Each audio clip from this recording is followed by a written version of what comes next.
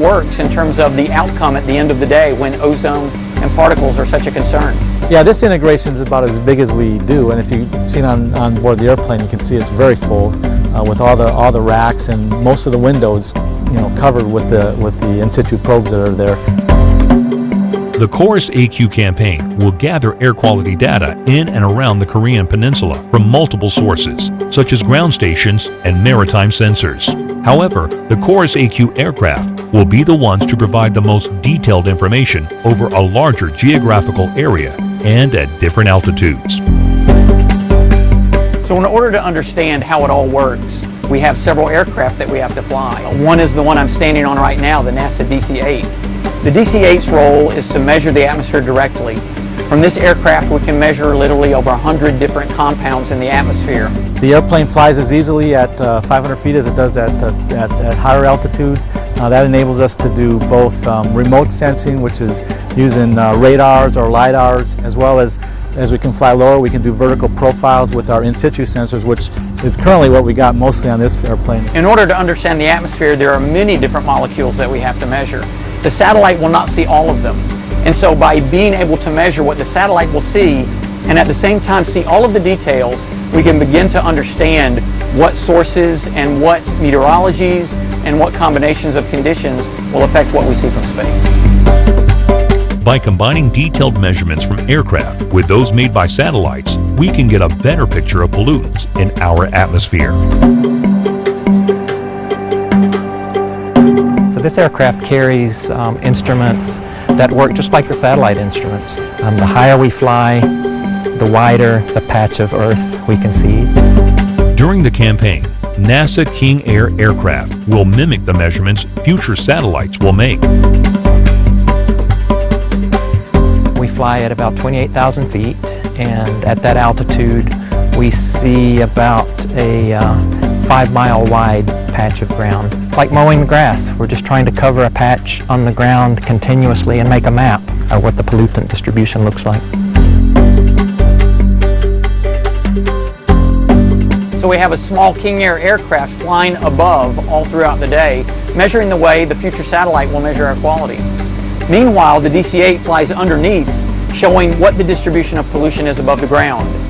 That allows us to understand how to connect what the satellite sees with what's at ground level.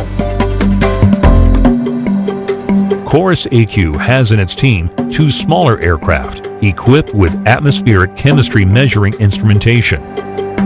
A King Air from NASA Langley Research Center, and a King Air provided to the Korean National Institute for Environmental Research by Hanseo University. The Hanseo King Air aircraft is relatively smaller than DC-8 in NASA. It can freely access source of pollution and measure air quality capital territory that cannot approach using DC-8. Working all together, scientists from the CHORUS AQ campaign will provide valuable data and test the technologies needed to better understand air quality and the flow of pollutants within our atmosphere. We can only fly the planes for a very short period, but the details that you get from the aircraft help inform the observations from space and from the ground and how models can interpret those observations. From this mission, we'll have better models and better mission data for Asia, and so we'll be able to extend the usefulness of this well beyond South Korea to other developing cities around the world. We have the tools to study our atmosphere. Now, let's go exploring.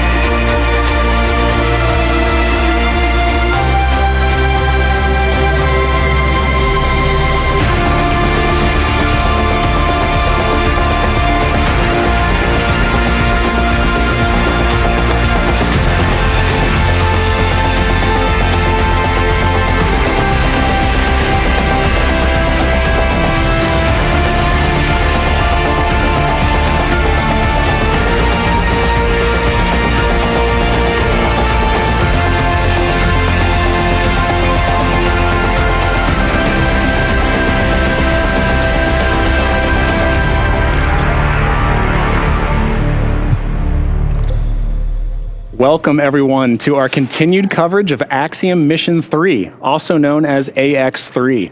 Hello, I'm John Rackham, Spacesuit Ventilation Lead for Axiom Space, based in Houston, Texas. And I'm Kate Tice, Senior Quality Systems Engineering Manager here at SpaceX. This webcast is a joint broadcast between NASA, SpaceX, and Axiom Space, and we're going to be talking you through the events of Dragon approaching and docking with the space station and carry our coverage through to the welcome ceremony that awaits the crew once they are on board the space station.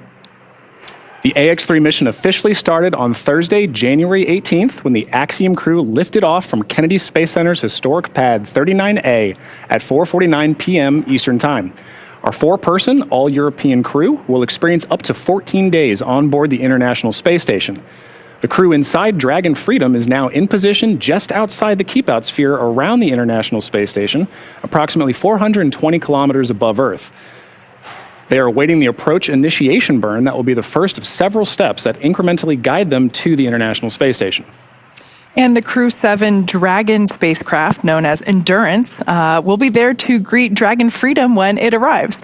Dragon Endurance docked with the space station back on August 27th, 2023 at 9:16 a.m. Eastern Time for its 6-month stay. So very soon, we're going to have 2 Dragons up at the station. With that, let's head over to NASA's Gary Jordan for a closer look at Dragon's flight to the International Space Station. Hey, Gary. Hey, Kate. Hey, John. So great to be with you to welcome Dragon Freedom and the Ax-3 crew aboard the International Space Station. I'm here at the NASA Johnson Space Center in Houston, Texas, in the International Space Station Flight Control Room. Teams here in joint operations with the teams over with you in Hawthorne, working together to bring Freedom and the crew to dock with the International Space Station. We are just minutes away from the approach initiation burn to take us into the approach ellipsoid. The teams have pulled go for that and have tested out the big loop communications. But of course, the journey to get here has been quite a journey since launching on January 18th. It all started with the phase burn, the first of 5 major burns to bring Dragon Freedom closer to the International Space Station. Dragon raised its orbit using the Draco thrusters over the past day as it chases down the space station. After that, the boost burn took place. Boost burn put our crew in an orbit where Dragon's apogee, or the highest point, was 10 kilometers lower than the station. SpaceX here.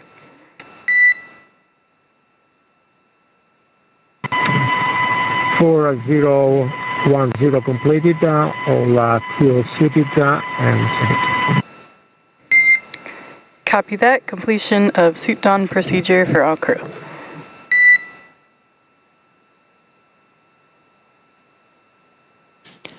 Pilot Walter Villaday confirming that the crew is suited and in position for that approach initiation burn expected here in just about 6 minutes. This is one burn of several that has brought the crew closer to the station. We reviewed the phase burn, and of course the boost burn was the one after that brought the Dragon to the 10-kilometer point that is lower than the station, or at least the Dragon's apogee. From there was just 3 major burns left before integrated operations and Dragon's final approach. After boost burn was the close burn. The close burn brought Dragon on roughly a co-elliptic orbit with the International Space Station, so that means it was maintaining that 10 kilometers lower than the station the entire way around Earth. That's in contrast to only being 10 kilometers lower than the station during the just the apogee, or the highest point achieved by the boost burn. 8 hours after that was the transfer burn, executed the 4th major maneuver, where we raised Dragon's apogee, or the highest point of its orbit, to just be 2.5 kilometers lower than the International Space Station. Finally, we rounded everything out with that final co-elliptic burn to once again maintain that consistent orbit lower than the station at that 2.5 kilometer point. Now, that final co-elliptic burn executed and brought Dragon just a little slower than expected, so we'll be tracking a docking time a little later than originally advertised. Right now, we're aiming for 4:40 a.m. Central Time. And of course, we're tracking towards that approach initiation burn in just about 5 minutes. Now that's the final stages of Dragon's rendezvous with the space station. It's also where, like I mentioned at the top, we start integrated operations between the Dragon control teams here in Hawthorne, as well as the space station flight controllers here in Mission Control Houston. The teams will transition to integrated operations have transitioned to integrated operations roughly 45 minutes prior to approach initiation.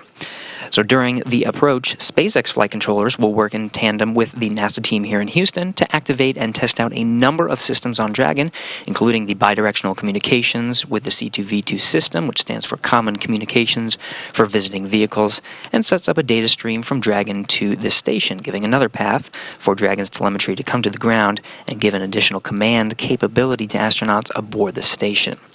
They'll also maneuver Dragon to the proper attitude and initialize the navigation sensors used for the methodical approach to station. Now we're tracking down to approximately 3:10 a.m. Central Time, where the Draco thrusters will fire on Dragon for the approach initiation burn. And that brings Dragon from about 2.5 kilometers below the station and just 7 kilometers behind it. Then it will swing Dragon up until it's about a quarter mile, which is about 400 meters directly below station. So this maneuver will also move Dragon inside one of 2 checkpoints around the station that requires a set of go-no-go poles with the different control teams. The first checkpoint is called the approach ellipsoid, as you might hear it called, the AE. It's an imaginary shape measuring 4 kilometers by 2 kilometers by 2 kilometers, essentially a large 3-dimensional oval. Before Dragon is given permission to move inside that approach ellipsoid, the capsule is configured to be on what's known as a 24-hour safe trajectory. This means that if Dragon lost all control to the thrusters, it would be at least 24 hours before its trajectory would move inside that approach ellipsoid. Now, once Dragon arrives at the 400-meter mark below the station, it'll be on what's called waypoint 0. This will be the first checkpoint during our approach. The vehicle can hold there at 400 meters, but if all systems check out, we'll continue on to waypoint 1. Now, NASA and SpaceX teams will do a go-no-go poll to move Dragon inside what's called the keep-out sphere, another checkpoint at about the 200-meter radius mark. Flight controllers use this to monitor all arriving and departing vehicles. It's another chance to confirm all the guidance, navigation, and control systems are working correctly on Dragon before moving closer to station. It carries a similar requirement on the orbital trajectory that if Dragon were to somehow lose control of the thrusters, and the space station would be in a safe for 4 orbits, or about 6 hours rather than 24 hours required for the approach ellipsoid. Now, from waypoint 0 to waypoint 1, it'll swing out and in front of the station, arriving at a distance at about 220 meters. At this point, it'll be on what's called the docking axis. It means it's directly in front of that docking point. And the crew today in Dragon Freedom are headed to the forwardmost port of the station, the Node 2 forward port. That's where Dragon docked for the crewed missions, many of the crew missions so far, and where one of the 2 international docking adapters are located, the other being the zenith or space-facing side. Now, once Dragon is only 20 meters away, it'll be at what's called waypoint 2. The spacecraft focuses on aligning its docking system with the International Docking Adapter. Now, as we get closer to that docking ring, the International Docking Adapter, we may hear the call-out CHOP. This stands for Crew Hands-Off Point, a little less than 30 seconds before docking. At this point, any aborts would have to be done automatically by Dragon. Now, after we hear that call, we are just meters away from contacting the International Docking Adapter, and that's the moment we are waiting for. We're tracking 4:40 a.m. Central Time today when our crew arrives at the space station. Dragon will fly in and make contact with that IDA, and that's called a soft capture. The soft capture ring will then retract until the sensors indicate it's time for 12 hooks to drive into place and give us that hard capture and firmly secure Dragon to its new home on the space station. From there, NASA astronauts Laurel O'Hara and Jasmine Mogbelli will manually pressurize the vestibule, the area in between Dragon Hatch and Station Hatch, and meanwhile umbilicals will provide power and data and audio communications between the station and Dragon. We'll see some leak checks, and then the hatch opening, which will just come a few less than 2 hours, is what we're tracking now after docking. But right now, we're just seconds away from initiating that approach initiation burn, and we'll stand by for confirmation of that burn.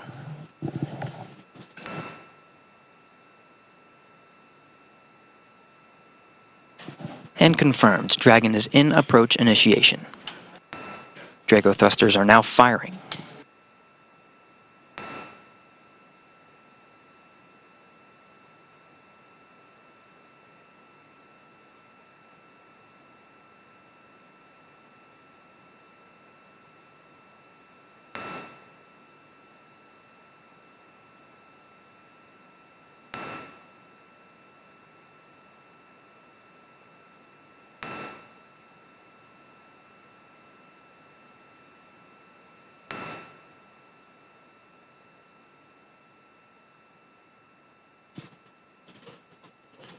Teams are confirming that the trajectory has converged onto waypoint 0. This is an indicating of a good and approach initiation burn. We should hear confirmation reported up to the crew momentarily.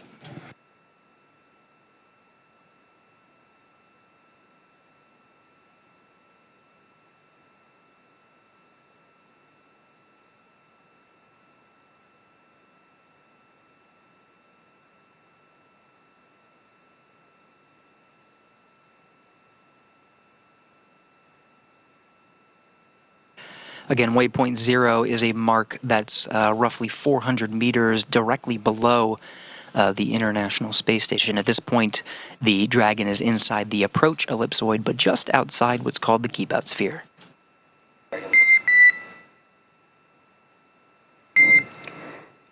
Dragon SpaceX, we had a nominal approach initiation maneuver, and a reminder that if our CTV2 link is lost for 10 minutes without ground action going forward, Dragon will perform a breakout. And you've got timers available in your event details to follow along.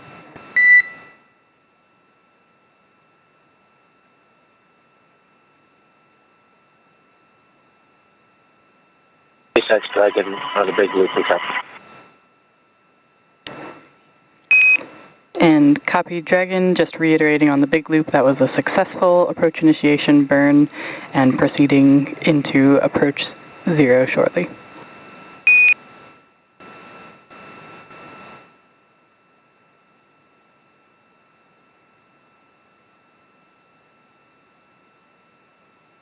There you have it, reported up to the crew inside Dragon Freedom as well as the International Space Station. We have a good approach initiation burn. Now, you heard that communication on what's called the Big Loop. This was coordinated ahead of our coverage today. Once the Dragon is within the vicinity of the International Space Station, the SpaceX teams in Hawthorne, as well as the teams here in Houston, the NASA teams, coordinate a single communication loop where the teams in both control centers in Houston and in Hawthorne, as well as the two flying spacecraft, including the SpaceX Dragon and the International Space Station, all communicate on a single loop. You heard that confirmation, everybody checking in on that good approach initiation burn. Now again, the approach initiation burn takes us towards a trajectory to converge with what's called waypoint 0. This is a marker 400 meters directly below the International Space Station. Along the way, it'll cross what's called the approach ellipsoid. This is another imaginary marker that has its own, that indicates flight rules and requirements for both of the control teams as well as the astronauts flying both spacecraft. But with that execution, we are now on a trajectory to cross the approach ellipsoid. Now, along the way to waypoint 0, we'll be checking that trajectory and can perform what's called a mid-course maneuver. This will make sure that the Dragon is converging and continues to converge on that waypoint 0, as we're seeing now with the current trajectory. Once it reaches that waypoint 0 marker, we'll likely see Dragon continue along the way. It can hold at the waypoint 0 marker, but what we see most commonly is to move right past it, execute a short maneuver to swing out from right below the station at that 400-meter marker to right in front at that docking axis. That's waypoint 1. That sets us up right in front of the docking axis, where Dragon continues to move in closer and closer for that docking. Again, we're tracking 4:40 a.m. Central Time. Dragon SpaceX on Dragon to ground, giving you the go to begin suit leak check procedure for 4.011.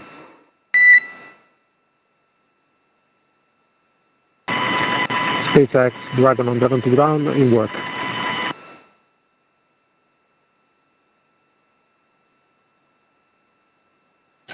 Part of the procedures for reaching this milestone of approach initiation, all 4 crew members inside Dragon Freedom donned those SpaceX launch and entry suits that provide an extra layer of protection of pressure should there be any indication of a leak inside the cabin, just as a safeguard measure.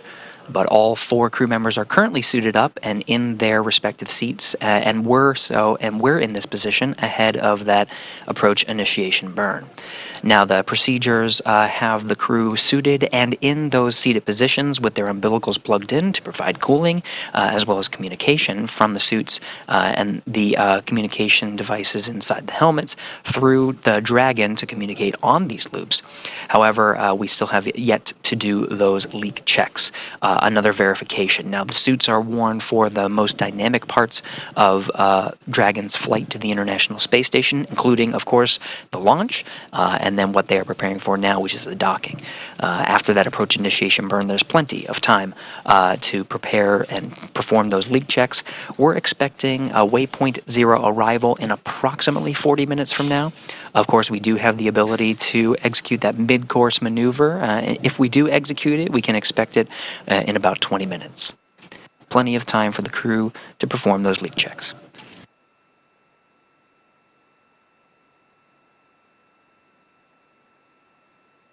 Of course, this is a joint operation, so we have the 4 crew members inside Dragon Freedom, the Axiom astronauts, heading to the International Space Station to conduct their short private astronaut mission, just 2 weeks aboard the International Space Station. But we have long-duration expedition members aboard the station now, and they are preparing for the arrival of the private astronauts to the International Space Station. Currently timelined for today, Saturday, to support the rendezvous operations, we have NASA's Laurel O'Hara and Jasmine Mogbelli. So they're using a special tool to monitor Dragon's approach. They are 2 of the crew members you see in the front there, next to Commander Andy Mogensen, who is from a European Space Agency astronaut to the right. Ready for suit check.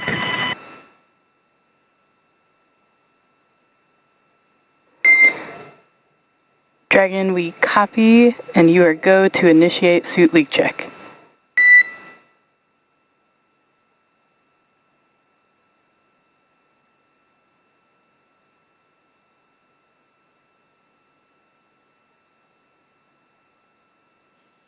You're seeing a view of the flight control teams in Hawthorne. These are the SpaceX team that are supporting the flight of Dragon Freedom and the Axiom crew inside.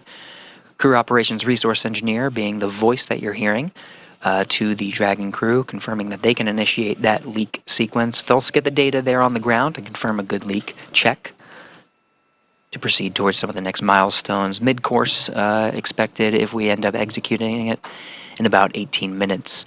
Arrival at waypoint 0 in 38 minutes. What you're seeing now is a live view from the International Space Station. We have a tally-ho of Dragon Freedom and the Axiom crew inside.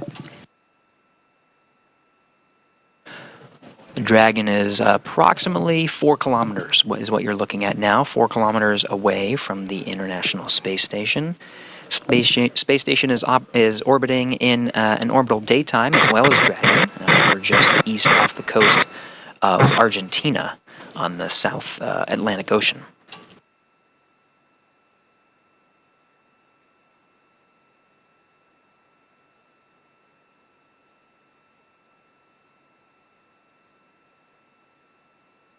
A great view for NASA astronauts Laurel O'Hara and Jasmine Mogbelli, who are conducting the monitoring operations. Again, they have the necessary tools to see the range and performance of the Dragon vehicle and monitor its approach and ensure its safe arrival aboard the International Space Station. They, along with the flight control teams here in Houston, as well as the teams over in Hawthorne, all working together with the crew inside Dragon Freedom, awaiting for the arrival and monitoring these delicate operations.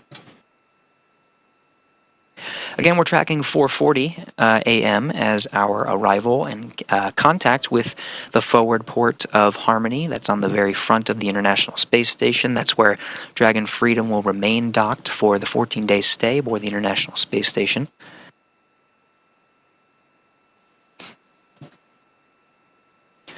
Laurel and Jasmine will work in tandem to open up the hatches and pressurize the what's called vestibule. This is the space in between where Dragon arrives and the hatch of Dragon and the hatch of the International Space Station. That space, that vestibule area, is currently at vacuum, so they'll bring it up to pressure to match the pressure of the International Space Station as well as Dragon. It's what we expect, is what we see here on sea level, 14.7 psi. It'll be a slow and methodical pressurization. There is some fluctuations that occur during pressurization due to thermal, just to make sure it's thermally stabilized and we're getting a good read on that pressure. So we'll do that slowly and methodically before opening up the hatch. What you're seeing is a zoomed-in view from the station's external cameras. We're following along. You're seeing some of the features of Dragon. And SpaceX, we see 4 good leak checks.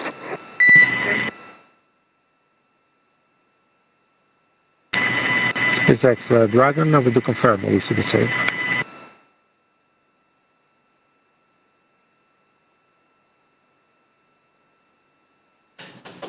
All right, with that, we have beautiful views of Dragon and confirmation that we have 4 good suit leak checks. This is just verifies that the crew continues to be ready for some of the next major milestones. We are well on our way to arriving at the International Space Station later today. And of course, we're working together. We're here in NASA's International Space Station Flight Control Room in Houston, Texas. But we are working in tandem with the crew, with the flight control teams that you have over in Hawthorne. Let's go back over to Hawthorne with Kate and John to check in on the crew and what's happening over there. Kate and John. Excellent words, Gary. Thank you very much. Yeah, as you can see there on your screen, that is a beautiful shot of Dragon with our 4 Axiom crew members inside. And with that, while we wait for Dragon and the Ax-3 crew's arrival at the space station, let's go ahead and meet that crew that's on board. The commander of our flight today, Michael Lopez Alegria, or MLA, is no stranger to Axiom missions, Dragon, or the space station. Ax-3 marks his 6th mission to space, having completed 3 space shuttle flights and a Soyuz mission as a NASA astronaut prior to commanding AX-1 with Axiom Space. Today, when not in low Earth orbit, MLA serves as Axiom Space's chief astronaut. Our pilot on today's flight, Colonel Walter Villade from the Italian Air Force, is taking his inaugural trip to low Earth orbit. Villade currently serves in the Italian Air Force and as head of the Italian Air Force's representative office in the United States. He has completed cosmonaut training as a space engineer, participated in multiple analog training missions, and flown a variety of aircraft and missions as an active flight engineer in the Italian Air Force. Our 3rd crew member for today's mission is Mission Specialist Alper Izirace. Alper is the first Turkish astronaut to go to space. With 15 years of experience across a myriad of aircraft for the Turkish Air Force, Izirace got his start in the Air Force Academy in Istanbul, Turkey, and earned a master's degree from the U.S. Air Force Institute of Technology.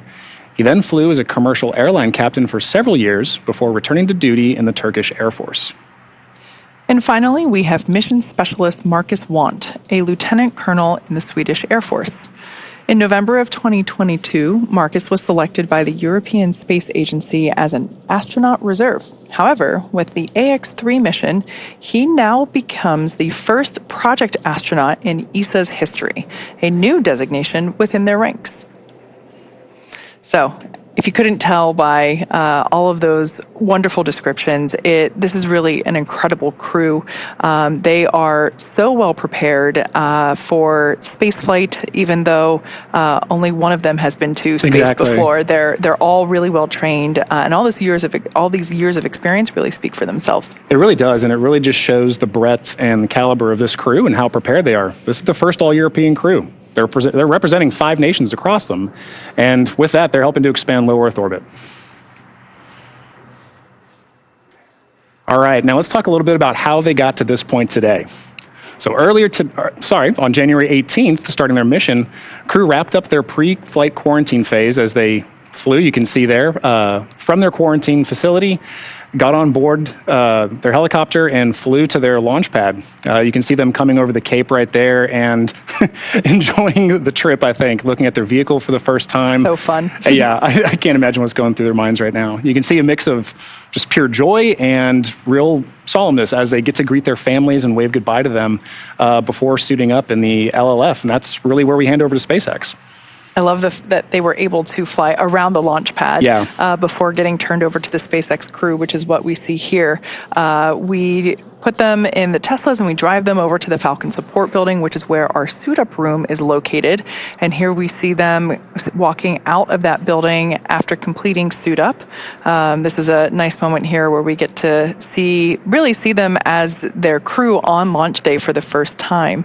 They then get back in those Teslas and drive up the about half-mile distance from the Falcon support building up to the launch pad. And these Teslas are actually outfitted with cooling systems within it. So the umbilical cord that they plug into while they're in Dragon, they also get to plug in here as well to help keep some cool air flowing through the suits during this short drive. They then get out of the vehicles. Wow, big smile there. And coming up is one of my favorite moments of launch day. Just this view that they get, and it's the first opportunity that they have to see the vehicle up close on the day that they're going to ride that vehicle into space. You're right, and you can see the crew there so happy. Commander Michael Lopez Alegria and pilot Walter Villaday, and then our mission specialist Alper and Marcus just enjoying their walk down to their vehicle. Yeah, so once they got into Dragon, we have this moment here. Yeah, the successful launch at 4:49 p.m. Eastern Standard Time. Such a beautiful liftoff, and again, this is from Pad 39A, which is, it's a historic launch pad. This is the launch pad where humans first went to the moon. So I love seeing human spaceflight continue from this location, especially on a picture-perfect day like that. Yeah, it was really great. And then afterward, we were very fortunate. Actually, about an hour and a half after they lifted off, we were able to have first relaxed communications with them. Here you see their first on-orbit event. It was so cool just to see them, obviously they took their suits off. They're a little bit more comfortable here. And they got to relay some experiences back to us. MLA, who, for those of you that might be unaware, this is actually his second time flying in our Dragon spacecraft. So he is the founding member of our Frequent Flyer Club. But during this on-orbit event, he noted that it was just as exciting this time as it was the first time he flew on Dragon with the Axiom 1 mission. And something that I really appreciated was that he still noted that you really got the sensation that you're going fast. Yeah. And that's something where, if you ride a roller coaster so many times, you might, I don't know, I always kind of wondered, does it still feel the same? Yeah. And because we have so many people that fly on Dragon that have gone to space before, but in a different vehicle, I have been curious in terms of, well, what about somebody that flies in Dragon more than once? What is their experience like? Yeah, and he said it's never a dull moment. Yeah. Still. So here we have some more views of the Dragon spacecraft. This is Dragon Freedom approaching the International Space Station. This is, I love these views because right now it seems pretty far away. And before you know it, you're going to look up and we're going to see Dragon and it's just going to be like, oh, wait, it's knocking on the door to, get to the space station. You see it coming back into frame there. Yeah, so this camera is positioned on the International Space Station, and it is manually I don't want to say removed, but it is the controllers at the International Space Station Mission Control in Houston are actually continually adjusting the angle of this camera because, they're going 17,500 miles per hour here, and Dragon is coming closer, and so they have to keep readjusting the camera to make sure that it stays in view. So that's why it floats out of the frame and then comes back in. And that tracking readjusts to capture it back in frame and allows us to keep good visuals on the vehicle as it approaches. So right now, all 4 crew members are there inside that capsule. We're looking at the capsule from the top down. So we're actually looking straight into the forward hatch. This is the hatch that will be utilized to dock with the space station. And then there's a great view here. The pointy thing kind of at the top there, or what looks like the top to us, that is the nose cone. So that's why there's a bit of an asymmetrical shape from where we're looking, is because the nose cone actually after they get on orbit, we open the nose cone to expose the docking mechanism in the forward hatch. So that's why it's a little bit asymmetrical from this particular view. But all 4 crew members are currently strapped into their seats. We're going to be stepping into some leak checks as they recently donned or put on their spacesuits. We're going to perform those leak checks. As Gary said, we have quite a bit of time here before we move into the mid-course maneuver and eventually hit waypoint 0. So, excuse me. But the crew, they put their suits back on, they're in their seats, and we will perform those leak checks just to make sure that all of the zippers are pulled up into where they need to be, to make sure the visors are clicking shut and then the locked position, really just to make sure that the crew put their suits on the right way. Yeah. That's important because we do put the suit on whenever we're entering more dynamic phases of flight.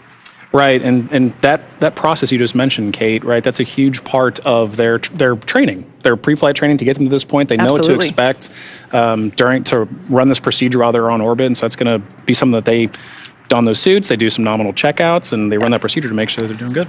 They have trained for that, but of course, trying to get dressed in space completely different. would be a little different than training here. But you're absolutely right, and the crew is trained to assist their other crew members in making sure that all those things are in the right places before they hop in back into their seats and put their seat belts or really their safety harnesses. They're a bit more complex than a seatbelt, but so we know that they do go through that training, but it's always different when in space. So speaking of training, as Dragon, as you can see here, actually it looks like it may have floated out of view again, but it'll come back. As Dragon continues its approach, let's talk a bit more about that preparation that the crew went through in order to be ready for this mission. Altogether, the Axiom-3 crew spent about 35 days training inside Dragon, and crew members individually received additional training specific to their role, learning SpaceX protocols, International Space Station systems, and preparing for all the science and outreach activities that they'll be conducting while in space. So you can see here the crew training here at our Hawthorne training centers to prepare for their mission. Our teams here at SpaceX spent the last several months teaching the crew about orbital mechanics, how to live in microgravity, and running simulations of full missions from inside our Dragon training vehicles like the one you see here. The training program includes nearly 100 different lessons covering all aspects of the flight. The team also spent time at the launch pad as well as in the suit-up room and working through emergency procedures that would be necessary in the unlikely of a pad abort scenario.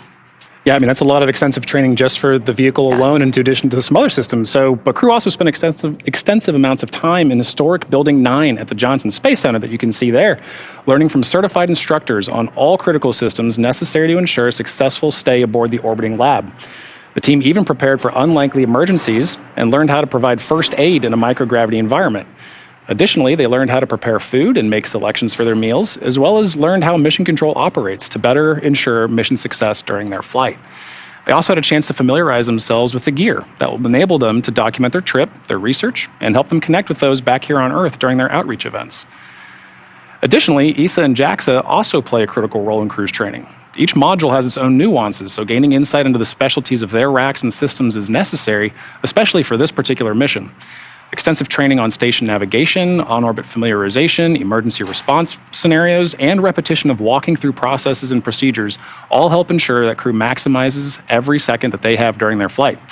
And simulating science research, operations, and even discussing how to sleep in space are all necessary lessons on the path to mission readiness. And with that, the National Outdoor Leadership School, or NOLS, provides a unique Earth-based experience for many astronauts before they fly. This is really a bonding experience for crew, which I just love. It can't be overstated how much teamwork factors into every aspect of their mission. And this training in particular really aims to thoroughly establish that between the crew. Here they focus on survival skills, resilience, leadership, followership, and overall teamwork to ensure they really are more than just passengers on the same rocket. The camping and outdoor adventure provides a solid foundation for the team to build on throughout their training. Knowles was definitely a highlight of this crew's prep and training, and you can hear it in their voices and see it in their faces when they speak about each other that they really feel like a family after this, and that's a critical component to build that trust between crew members. Now, you can't fully, truly experience flying into space until you fly into space, but some really unique tools have been developed on Earth to provide the closest experience possible. Altitude chambers can challenge the body with oxygen deprivation in a controlled and safe manner, and human-sized centrifuges send the crew members for a spin to simulate the G-forces that will be experienced by the body during launch and re-entry. It can be a bit nauseating at times, but it does help the crew know exactly what to expect and be as prepared as possible for what launch day holds. Now, at the end of it all, there's a mission patch celebration of celebrating their training, and this has been a tradition since the earliest days of spaceflight. Crew gets to hang their training patch on the modules in Building 9, and this crew had a chance to be present for that patch hanging in Building 9 of Johnson Space Center.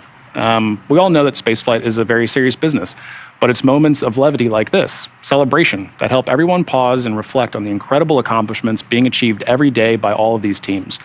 No matter how many patches join a canvas like that one, each one is incredibly special because of the people who make it possible, the crew and those here on Earth supporting each mission.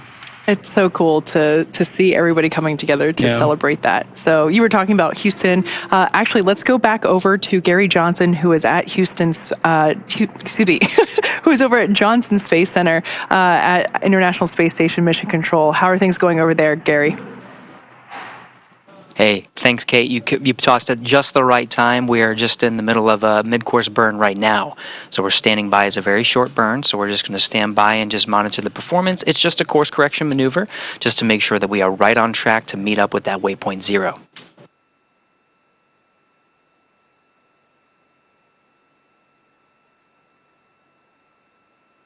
And we're hearing good call-outs. Trajectory has converged onto waypoint 0.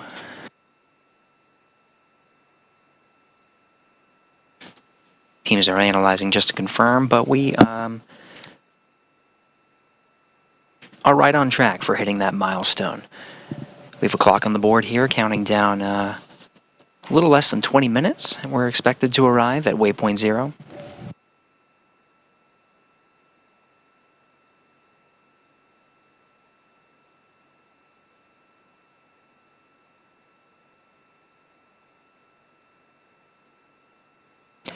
Getting beautiful views of the Dragon capsule. Since we last talked from Houston, we're now more than halfway from our original distance. We checked in last at 4 kilometers. We're now just a little bit more than 1 kilometer away. You're seeing the Dragon making its slow and methodical approach to the International Space Station. Space Station right now is flying SpaceX on the big loop. Nominal mid-course maneuver complete, and the trajectory has converged on waypoint 0.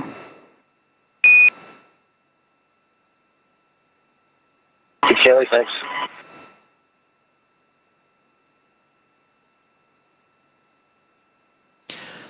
From the SpaceX mission control teams over in Hawthorne, crew operations resource engineer, the voice that you're hearing from Hawthorne to the Dragon crew confirming that good mid-course maneuver. Again, that's just a way to make sure that the trajectory is converged onto the expected waypoint 0. You can see all the burns that have happened over the past couple of days to get us to this moment. Approach initiation starting very shortly after the start of our coverage this morning, and that mid-course maneuver is about the halfway point just to get us right to where that waypoint 0 is. That 400 meters that you're seeing is directly below the International Space Station. You can see 2 zones surrounding the International Space Station, one being the approach ellipsoid, the other being the keep-out sphere. each with their own set of flight rules, but once we reach waypoint 0, we'll swing out right in front of the International Space Station, just outside of that keep-out sphere, not entering until we get the all-clear.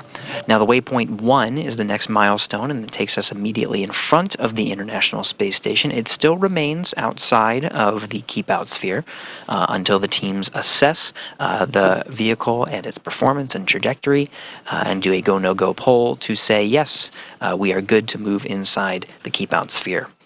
Now, in a short loss of signal with the video from the International Space Station, we can expect intermittent gaps in our video, but the flight control teams have done a good job of securing pretty continuous coverage through the duration of our coverage from Station Houston on the big loop for Laurel and approach monitoring.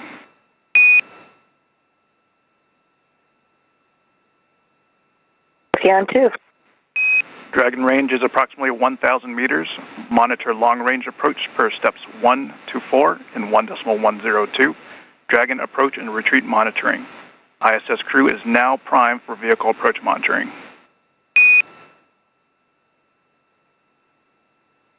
Copy, ISS is prime and we're stepping into the procedure.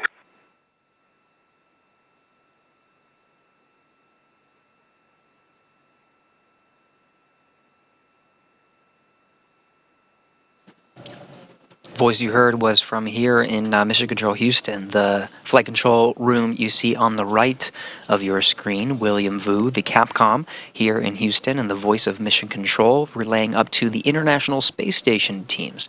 It's NASA astronauts Laurel O'Hara and Jasmine Mogbelli that are working to monitor the approach and docking of Dragon today. William being on the far side of your screen. On the very front, you see Flight Director Judd Freeling leading the teams. Expedition 70 are the 7 crew members awaiting the Ax-3 crew's arrival to the International Space Station. In the front there, seated. And attitude is as expected. Dragon is facing us. Houston copies. A tally-ho from the crew aboard the International Space Station. Laurel O'Hara confirming she has visuals of the Dragon Freedom as it is now inside 1 kilometer from the International Space Station. Flight control teams tracking a good trajectory. That mid-course maneuver put us right where we need to be, on track to converge with waypoint 0 in almost exactly 15 minutes from now. Again, waypoint 0 being 400 meters directly below the station. Once meeting that point, we can expect very likely to proceed past that waypoint and swing out in front of the station to converge with the docking axis. From there, we'll make a slow and methodical approach inwards to dock with the very forward port of the International Space Station.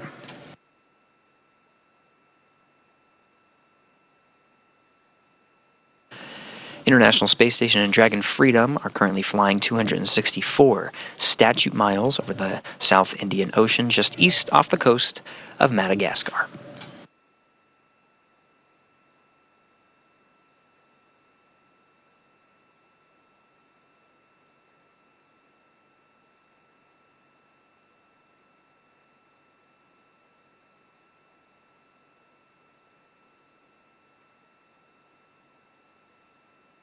We can expect to be in an orbital daytime for quite some time here. Of course, it being the middle of the night U.S. time. Sun is shining over in Africa and Asia. We're expecting to see continuous sun views illuminating the Dragon Capsule and the International Space Station. Sun may set. We might get some dimmer views right around 4:09 a.m. Central Time. But for now, we can see a lot of the features of the International Space Station. Again, those intermittent loss of comms, those are very much expected throughout our coverage today. It's tracking and data relay satellites. These are geosynchronous satellites that communicate with these low Earth orbit spacecraft. Very short loss of signal. We regained it now and should maintain it for at least through the most remainder of our sunlight. Again, sun setting probably around 4:09 a.m. is the predicted sunset.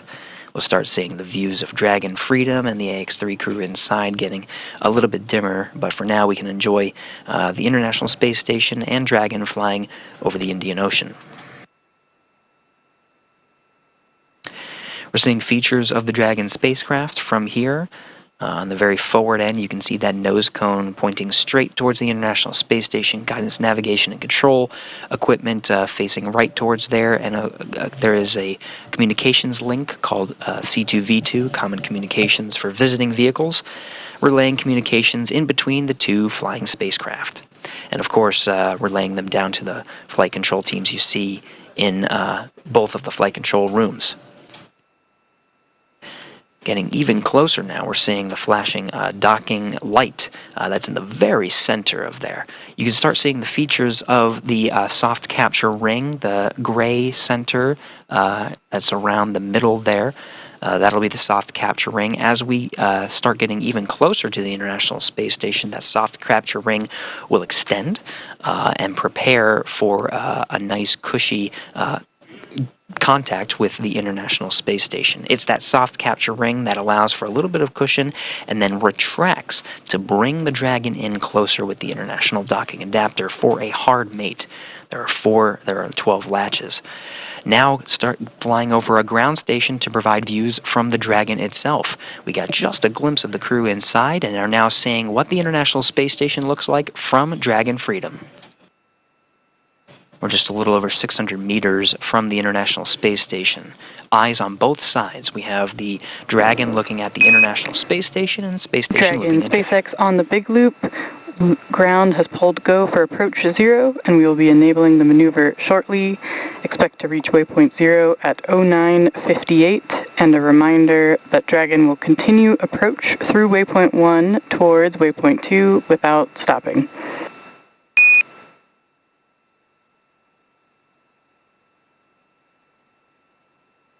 SpaceX Freedom, we copy all.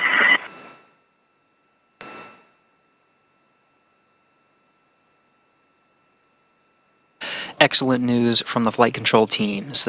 Teams have pulled go to past several of the upcoming waypoints. We are talking about waypoint 0 being 400 meters right below the International Space Station. You can hear flight control teams pulled go to pass not only waypoint 0, which is 400 meters below, but waypoint 1, which is 220 meters in front of the docking axis, in front of the International Space Station. This means we're inside the approach ellipsoid now, and we're go to proceed past those two waypoints, no stopping. So right when we reach that 400 meter mark, we're going to swing right out in front of the International Space Station to that 220 meter mark, and then slowly and methodically start pushing in. Waypoint 2 is only 20 meters away from the International Space Station. A commanded hold can be issued if necessary. However, there is another scenario where the Dragon will simply pause for just a few seconds to switch modes to approach from waypoint 2. So it'll just pause for maybe about 30 seconds before proceeding in. But again, flight control teams will assess Dragon's approach and performance along the way, and does have the ability to command a hold at 20 meters just to wait and make sure conditions and systems are good before proceeding in for that docking. So far so good though. We're tracking a trajectory that takes us in for that expected docking time of 4:40 a.m. Central Time, a little less than an hour from now.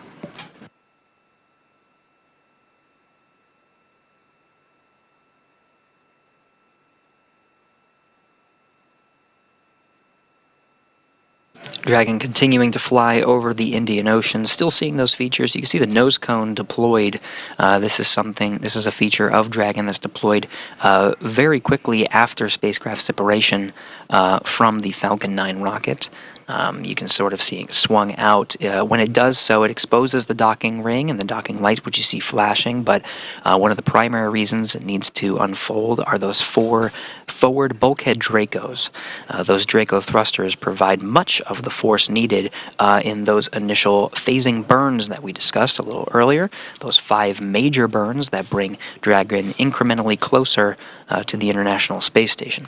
Forward bulkhead Dracos have done their job for the approach and rendezvous. We'll see them again when Dragon leaves the International Space Station, and the forward bulkhead Dracos are used for a very significant maneuver, the deorbit burn.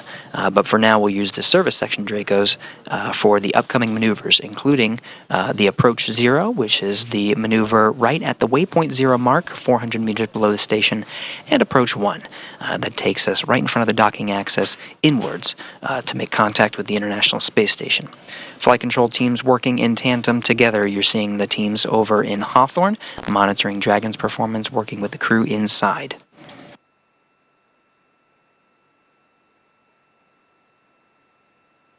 Great views of the International Space Station, only 500 meters away at this point, and you can start seeing the features that make it seem as though the Dragon is right underneath. We're almost there, about 7 minutes away from waypoint 0. This is about what 500 meters looks like. Right now we're over the North Indian Ocean. We're about to cross the southern border of India here soon. Still in an orbital daylight, expecting that sunset in a little less than 20 minutes.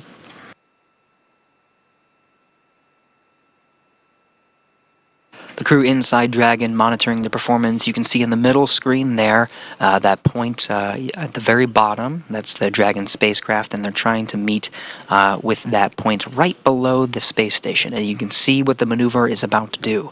It's about to swing it right at that point, right in front of the docking axis. The cone you see in the circle in the middle of that screen.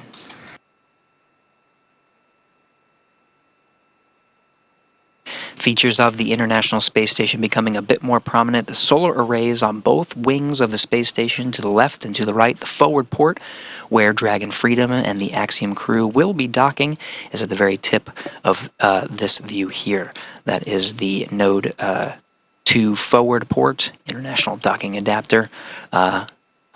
Dragon again will swing from this view from the bottom right out in front to meet with the docking axis.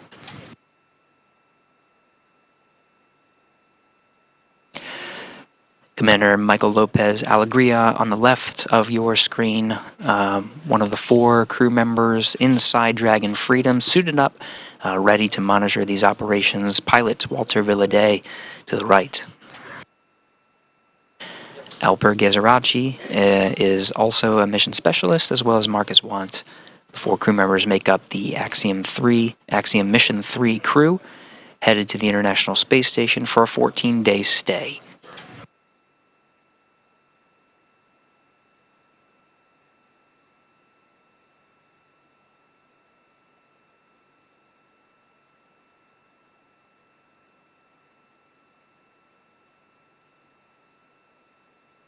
Counting down 5 minutes to waypoint 0.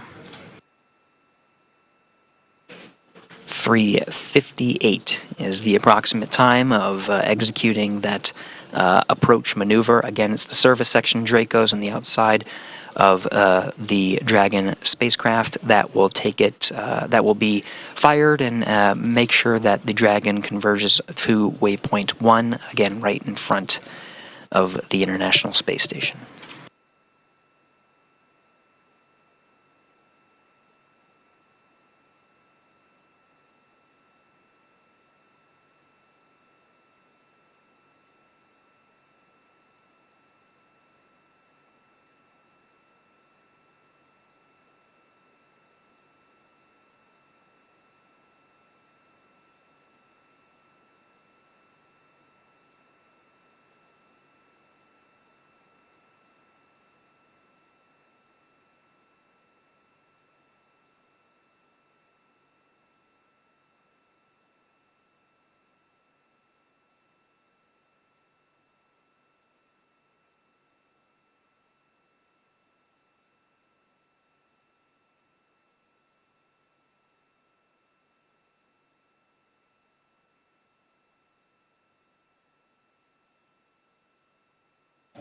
Three and a half minutes to approach 0.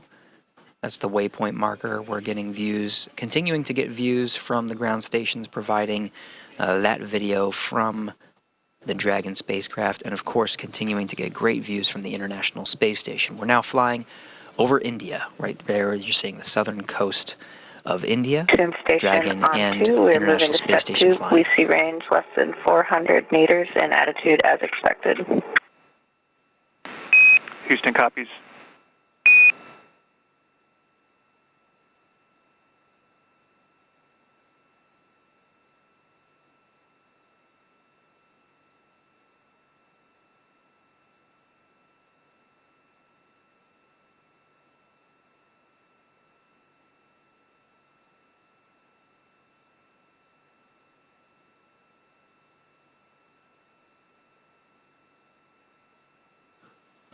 NASA astronaut Laurel O'Hara confirming the data that she's seeing, again, from inside the International Space Station. She and Jasmine Mogbelli, another NASA astronaut, monitoring Dragon's approach to the International Space Station, confirming the data that they're seeing on their screen.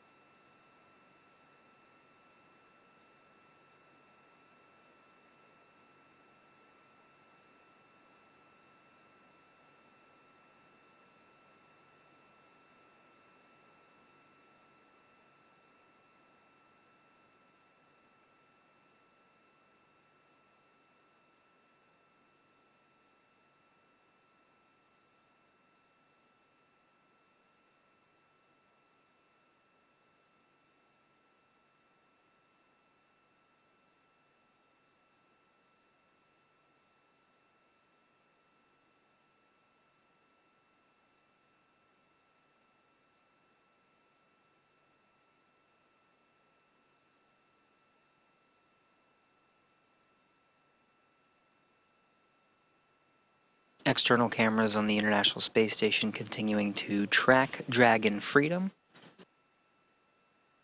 Still getting fantastic views as Dragon and International Space Station are flying over India.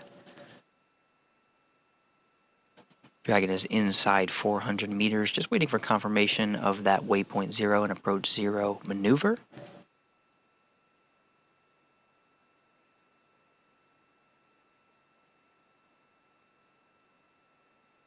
Both vehicles flying at 17,500 miles per hour.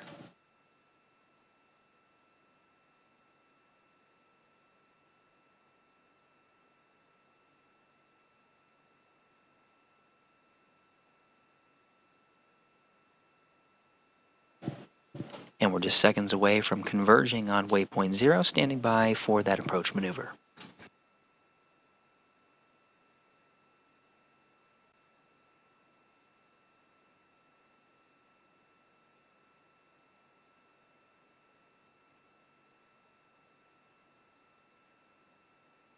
And confirmed, we're in approach 0 now. Service section Dracos are firing, standing by for the performance of that approach maneuver.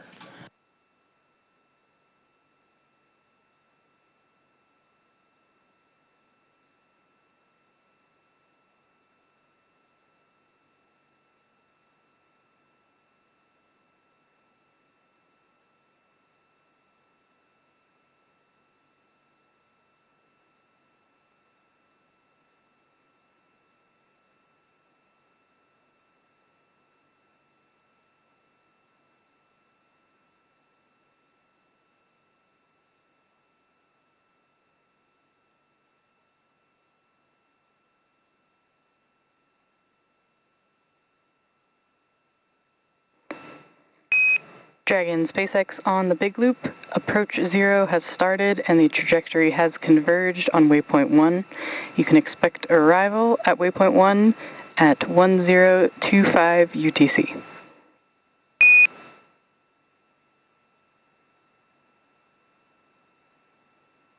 SpaceX Freedom, we copy.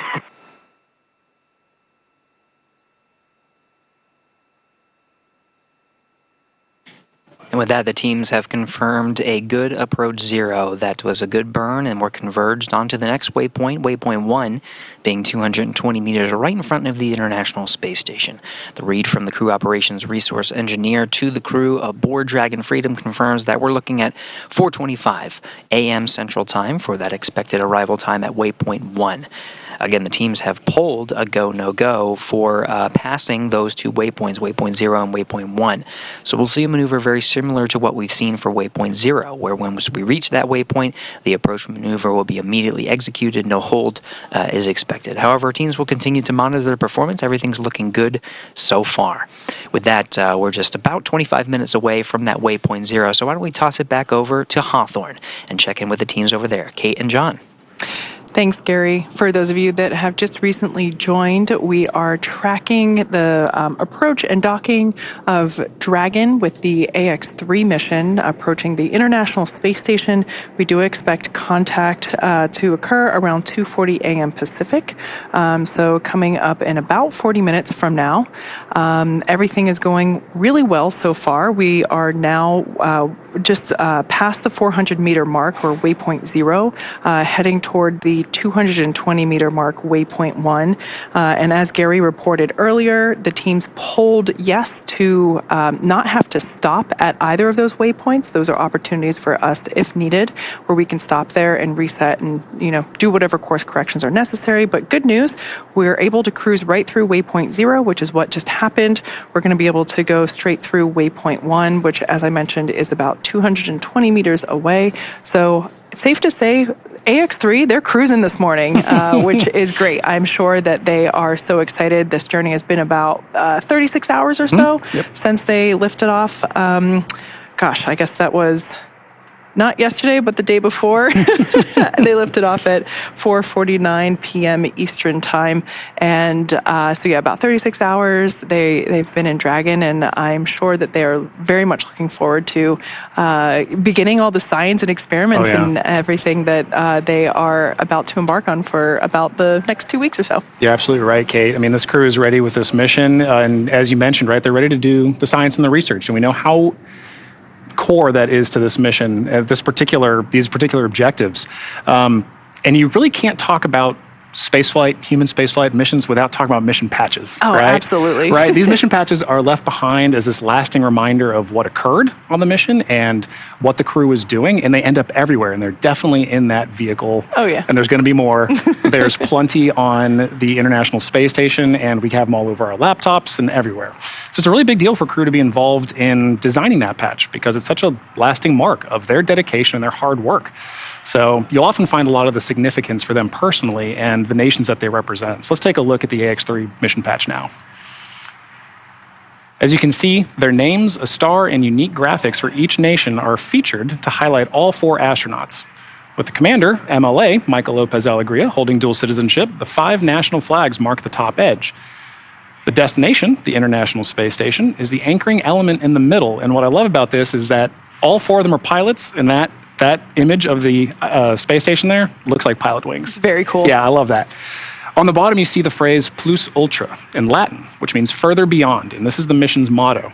So all of this together builds on the patch's theme of exploration and its slogan, exploring further without borders. I love how each patch is personalized to the crew. It's not just about designing something that looks cool, right? Of course, everybody wants cool mission patches, but I just really appreciate when there's so much thought put behind the design. Yeah, it's an opportunity for crew to really think about, like, why are we doing this? And what does this mean to us together? And you can see that in the Ax-3 patch. You can see it in all mission patches. That's what you hope to get out of it. Yeah. And like you mentioned, the reflection of that they're all pilots. I just love that cohesiveness. I know. Reflected among them. And in line with cohesiveness, there are many teams supporting that 4-person crew. We can see here on our screen, they are getting closer and closer to the International Space Station, like we mentioned before. They passed waypoint 0, which is 400 meters away, so they are getting closer. But the teams all around the globe that are supporting this mission, there are critical positions in each of those places. So here at SpaceX Mission Control, or MCCX, that's the view that you see there on your screen. This is the control center we have here at SpaceX headquarters in Hawthorne, California. We have a position called CORE, which is the Crew Operations Resource Engineer. That is the voice of communication to the, actually there you see there, this is our core for today. That is Celie Grossman, and she is the primary voice in communicating, really the only voice in communicating from SpaceX ground to the crew. And this position is held all through all these dynamic phases of flight. It's very similar to Capcom at Mission Control Houston, which stands for Capsule Communicator. That is basically ground to ISS. Also over at Houston Space Center, we have the flight director that sits next to Capcom. I actually hear a live view of our flight control center. Of the Flight Control Center at Mission Control Houston. This is where Gary is reporting from whenever we go back to him. But the flight director is there next to Capcom, and that person leads the team through.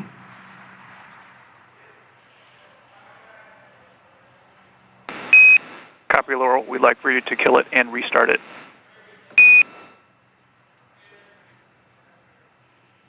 And work.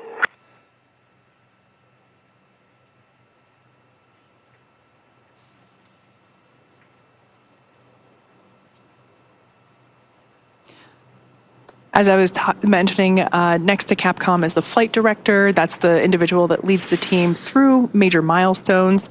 There's also ADCO, that stands for Attitude, Determination, and Control Officer. They handle controls, attitude, orientation of the ISS. There's also VVO, the Visiting Vehicle Officer. How can we restart it?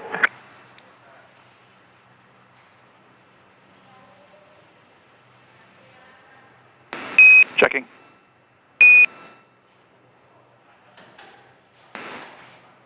Laurel, we're going to take that one for the ground. So stand by.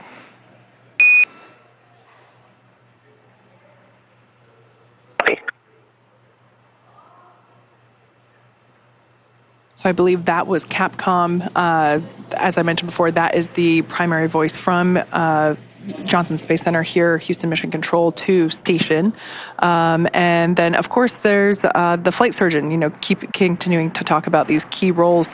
Flight surgeon, it's basically, the person that the crew regularly speaks to for scheduled chances of medical conferences. So this is a standard part of spaceflight where we're checking in on the crew and making sure that they're feeling well, and if they're not, assisting them to make them feel better. Yeah, exactly right, Kate. And you might have heard us pausing there a few times, right? And that's to work with exactly what you mentioned, right? It's a single point of communication. Talking to crew is essential for all of these teams to be able to work together. And it's important to have groups like CORE, disciplines like Capcom, to be those single points of voice so that crew and ground teams can work very efficiently together. Without that, it wouldn't be as smooth as it is. And as we know, slow is smooth, smooth is fast. And absolutely. Yeah, we've been, and that's part of what we're looking at today, is watching this vehicle approach station. It may seem a little slow at times, but it really is smooth, and that's fast. And in addition to MCCH that you see on the screen, MCCA is Axiom Space's Mission Control Center in Houston, Texas as well. MCCA is officially certified control center, joining the large network of other control centers supporting the ISS from all over the world. From this secure facility, teams have live access to voice, video, and data from the ISS and can work alongside their NASA counterparts and SpaceX counterparts to run on-orbit operations and monitor every aspect of the mission in real time, 24/7, for the duration of the crew's mission. And similar to like what you were mentioning, Kate, of having a single point inside these control rooms for Axiom, for MCCA, that room is led by Axel, or Axiom Operations Lead. And around the room that you see, positioned around Axel, are other supporting flight controller positions, each responsible for different aspects of mission support. For Axiom, that includes research, communications, medical, integration and stowage, and timeline operations. So when you put all this together, this is really a significant step in terms of getting to low Earth orbit and sustaining low Earth orbit because it's the 12th ground segment partner for the ISS program. And with this facility, we're providing our customers and the global community a front row seat to the work being done on station. So you were talking about comms. I just for those that might not be familiar, just a quick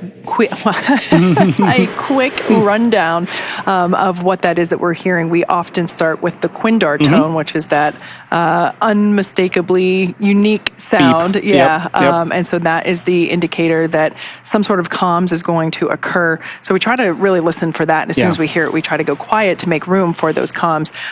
You then also hear something like Dragon Houston on the big loop. Right. So that is the standard protocol of basically saying, this is the person I'm calling. I'm calling from this place on whatever net it is. So in that case, it would be a flight controller, or in that case, in the example I gave, forgive me, it is 2:10 in the morning here, so my brain might be a little slow, but it is, if I would be Capcom in Houston, I would say Dragon Houston on the big net basically saying, hey Dragon, I'm trying to get a hold of you, who I am, I'm in Houston, and what net we're talking on. So a little bit of clarification there on why you don't just hear the Quindar tone and then someone saying, hey, we have, something floating around in the cabin, or, that kind of thing. Yeah. And all of these things for supporting missions like this, it's really important for everybody to kind of know what role they play when. And I think that's one of the things that I absolutely love about these kind of dynamic operations, right? It's, as we mentioned, if you move slow, you move smooth. And if you move smooth, you move fast. And having procedures to help you do that in a training that backs everybody up, right? It's not just crew that trains for these missions. It's all of those flight controllers that we mentioned in Houston, in SpaceX, at Axiom. All of those flight controllers need to know what role they play and when they play it. Absolutely. And knowing that allows you to understand, okay, at this critical moment in this flight path, it's my role to kind of lead the team. And it's my role to do the communication. And now it's my role to follow on the team. And I think that's just absolutely amazing part of spaceflight. So in the capsule, our four-person crew of Axiom-3, they are on their way to the International Space Station. We are coming up to waypoint 1, which is 220 meters away from the station. The crew are seated. They are buckled in. They have their suits on. They've gone through... Actually, I'm not sure if they have completed the leak check yet. I'll check on that. But they will be completing a leak check on the spacesuit. And I am hearing that they did complete that leak check and it was successful, so that's good news. But those spacesuits are really important. We heard us mention before that we have the crew wear them during the more dynamic phases of flight, and that's because those suits protect the crew from depressurization events. The suit inflates with nitrox, which is a nitrogen-oxygen mixture, and they are flame resistant. So cool visual here kind of illustrating it. They are custom to each astronaut. It's a single piece suit. The helmets, which are actually 3D printed, are also, I would love to put one of these on one day. They look so cool. They also, of course, have boots and gloves. Those are all attached. They also have a quick disconnect, or a QD, which is located on the right thigh umbilical. That is what provides that nitrox airflow, as well as where the electronics are connected. And that is important because within the helmet, there is a mounted mic as well as their in-ear speakers. So that's where all of that communications connections occur, is that umbilical. And we were talking about training before and how they practice suiting up, although we mentioned suiting up in space would be a little bit different, but they are able to actually suit up in less than 15 minutes. So I would feel like, I think about when I'm getting dressed to go skiing, it definitely takes me longer than 15 minutes to get dressed. So the challenge is set. Yeah, absolutely. And so the crew practices that.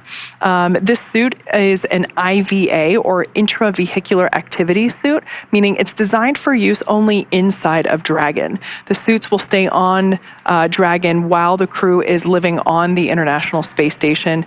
The suits that they will use for their extravehicular activity, or EVAs, aka spacewalks, there are designated suits for those EVAs, known as EVA suits.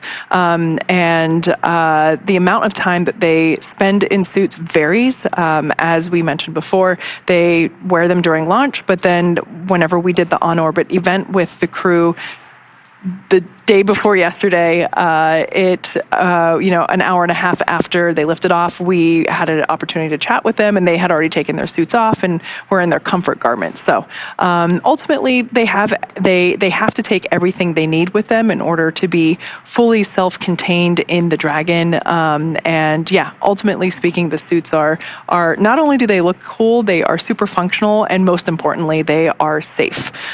So yeah, it's nice to see. We don't have the view at the moment. As we mentioned, we're going to lose the views here and there. So when we have the view, we'll be sure to bring it back. The view of hopefully all four of them seated in their seats, and we'll be able to see those suits in action. So with that being said, let's actually check back in with Gary over in Houston for the latest progress with the approach to the International Space Station. Hey, thank you, Kate. Thank you, John. Yeah, we're monitoring inside 10 minutes from reaching that waypoint 1. Now, the teams in Hawthorne and in Houston are currently talking through some options. We talked about passing that waypoint 1. That's still part of the plan, but right now we're under active discussions to potentially hold outside of the keep-out sphere. Now, that waypoint 1 is 220 meters in front of the docking access. About 180 meters is right at the cusp of that keep-out sphere. The teams may elect to command a hold right around that area just to assess that everything's in tip-top shape before they proceed. So again, we're tracking inside 10 minutes, about 9 minutes from reaching that waypoint 1. The plan is to execute the approach 1 maneuver. That's just firing the Draco thrusters to proceed into the docking access, but instead of crossing into the keep-out sphere, we'll go ahead and command a hold at about 180 meters. So we're still following along, still gathering the data. Teams are still discussing, but we are good to proceed past waypoint 1, and we'll continue to discuss.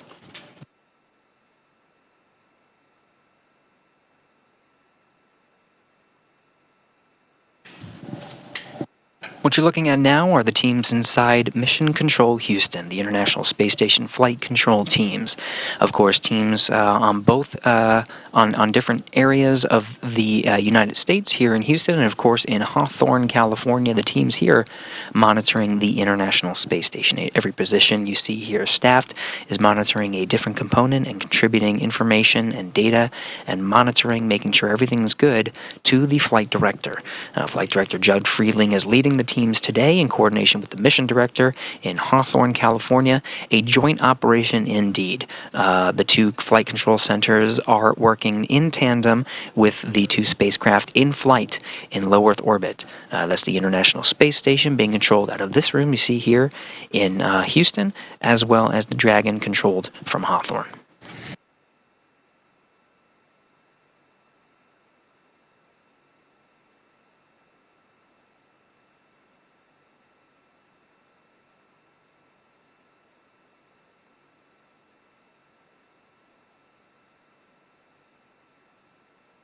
You see the screens at the front of the room are a little bit dim. We're right now in an orbital nighttime as we continue to orbit the Earth 260 statute miles over the North Pacific Ocean.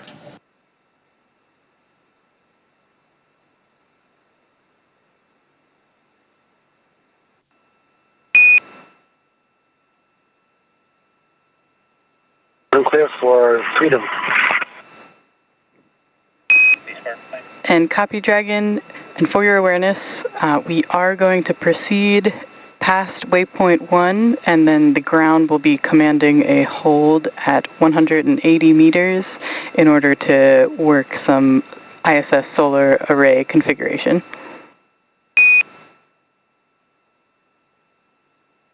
We will hold at 180 meters, and be advised that in your last transmission we picked up an echo.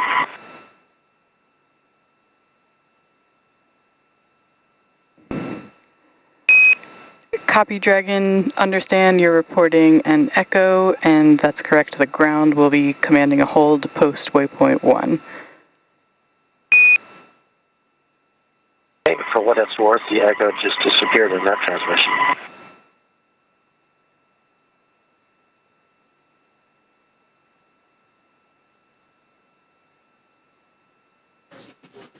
And we're getting views from inside the Dragon cabin. It was Michael Lopez Alegria, the voice from inside Dragon Freedom, commander of the Axiom crew. He's confirming what we did report and the flight teams did discuss, proceeding past waypoint 1 and commanding a hold.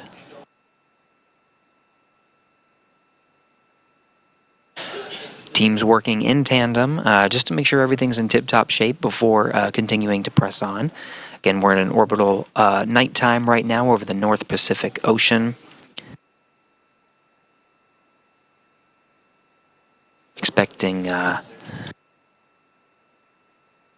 expect a sunrise here at about 4:45 a.m. Central Time. Once the teams hold, we'll continue to keep in touch with the flight control teams and share the latest on docking times and status of the crew. For now, we do have waypoint 1 and the trajectory converging on that mile marker just inside 5 minutes. Just as a recap, the plan is to proceed past waypoint 1, as the teams have agreed on. That's an approach 1 maneuver, just firing the Draco service, the service section Draco thrusters to push inwards on right alongside the docking axis. This is directly in front of the docking port. But there is sort of an imaginary line around there called the keep out sphere, which is about at the 180 meter mark.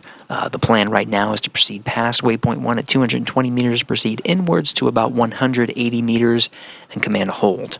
From inside the Dragon cabin, you can see sort of the trajectory. When you look at these trajectories from the displays inside Dragon, what is being calculated in real time are different breakout maneuvers. But right now the plan is to proceed past waypoint 1 and go ahead and command that hold. You can sort of see, though it is in a slightly lower resolution, you can sort of see the docking light on the forward end of Dragon. It has this pulsing phenomenon, and as it pulses, is illuminating the International Space Station. What you're seeing is the forward end of the space station, so the docking port is coming into view as we're almost 3 minutes from that docking axis. It's the forward port, but the docking light itself is illuminating the outside of the station as we continue over in an orbital nighttime over the Pacific Ocean.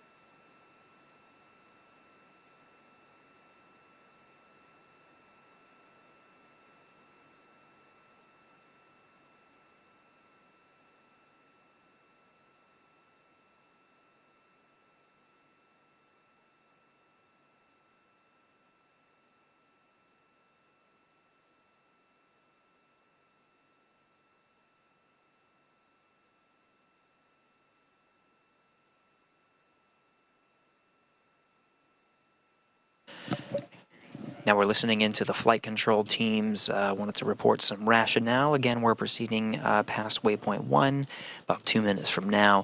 This 10 minutes allows the Spartan console here in Mission Control Houston. Spartan is responsible for power and thermal monitoring of the space station systems, looking at some temperature fluctuations in the solar arrays, just wanting those to dampen out just a tad, and so we can expect a Dragon hold. SpaceX on the big loop, noting approach 1 and soft capture ring extension will begin shortly, and then ground will command the hold ahead of 150 meters.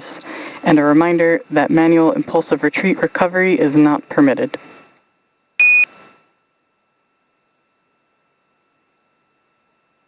Copy all, SpaceX.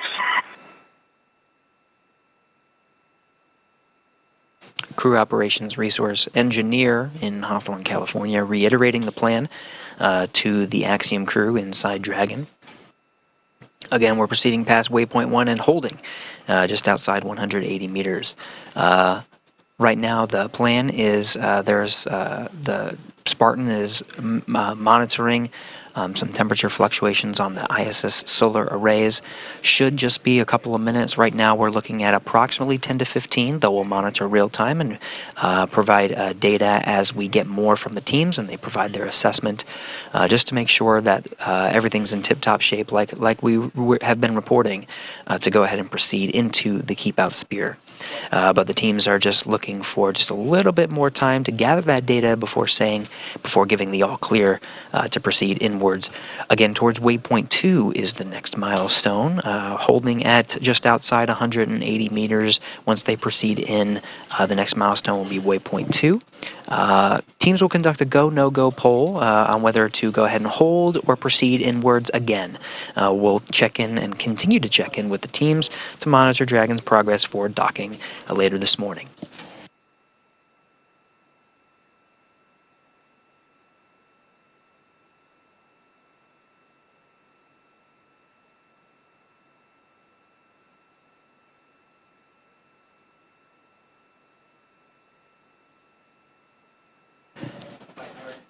And we pass through waypoint 1,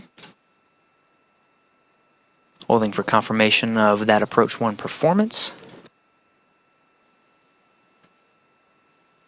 214 meters in closing.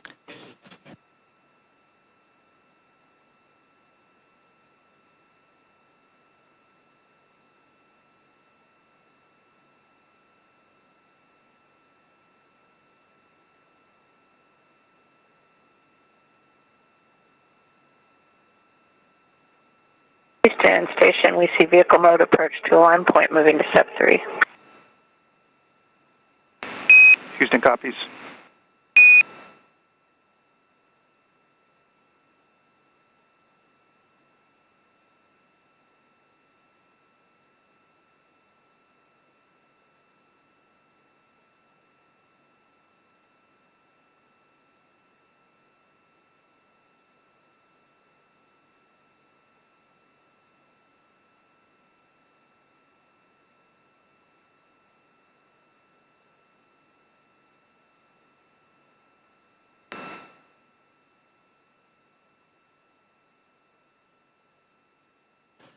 Continuing to listen into the loops here in Mission Control Houston, coordinating with the teams over in Mission Control Hawthorne. Dragon SpaceX on the big loop. The solar array configuration has been completed, so we will be proceeding with approach 1 and no hold. Houston copies, no hold.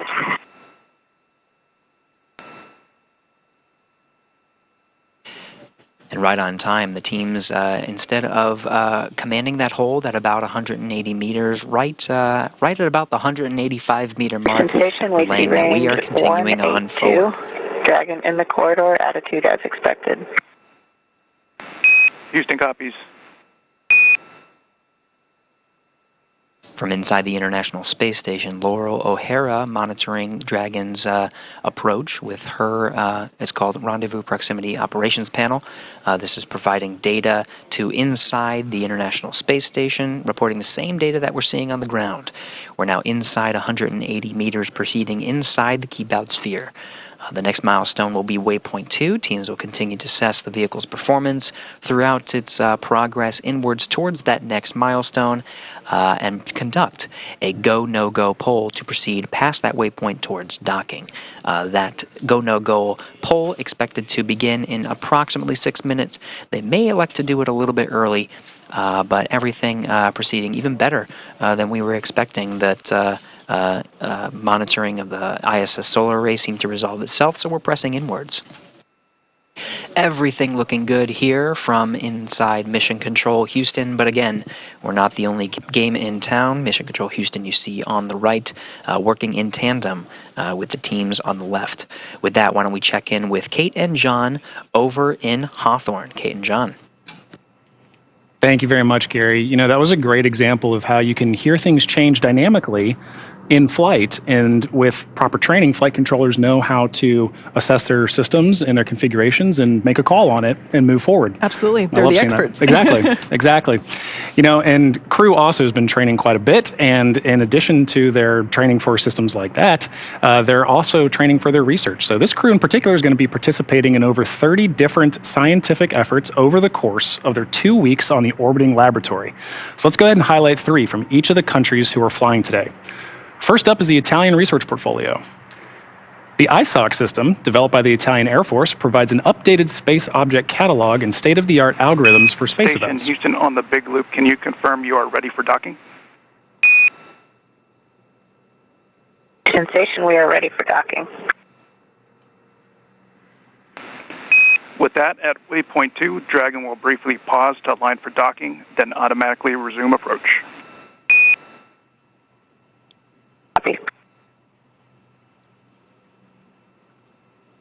We had heard some good news there. We got we heard that the teams pulled go for docking. So excellent news for the Ax-3 crew. Yeah, exactly.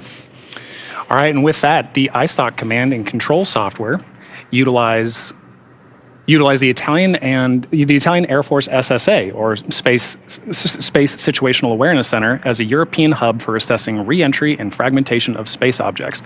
The ISOC services for ISS project is a proof of concept experiment aimed at demonstrating how, in future space missions such as cislunar or Martian, astronauts could be able to obtain near real-time conjunction analysis with limited support from Earth ground segments or even autonomously.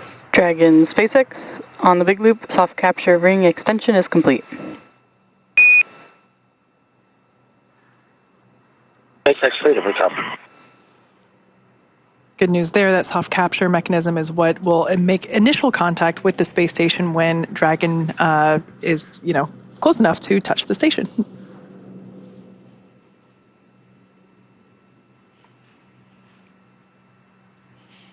And the Turkish Space Agency also has a broad range of scientific efforts for this mission, starting with Uzman. Algae have many properties that make them ideal organisms to support humans during long-duration spaceflight missions. Not only could they serve as a nutritional source, included in astronaut menus, algae could also remove carbon dioxide and produce oxygen for spacecraft environmental control systems, help regulate spacecraft temperatures, recycle certain wastes, and even act as a source of fuel. The data generated from this experiment will be used to advance the development of microalgal life support systems for space missions and could impact the design of future carbon dioxide capture, oxygen conversion, wastewater treatment systems, and provide fertilizer options for other agricultural crops grown in space.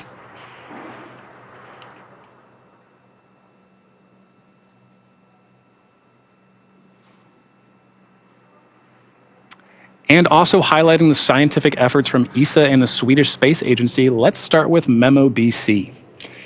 This experiment aims to determine the direct and delayed post-flight effects on the neural stem cells, after long-term microgravity exposure, and investigate if the delayed effects are the result of genetic changes emerging during microgravity, or to be secreted components in the medium during flight. Dragon Freedom SpaceX on the Big Loop. Please confirm that you are ready for final approach and visors are down. MCCX and Houston have pulled go for docking.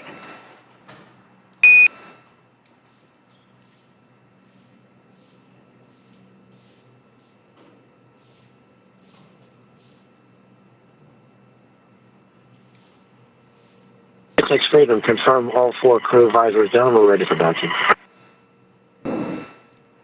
Copy, Dragon. Go for docking. Ground will be enabling approach shortly. And a reminder, once you're inside the crew hands-off point, retreat and breakout are not permitted. Copy.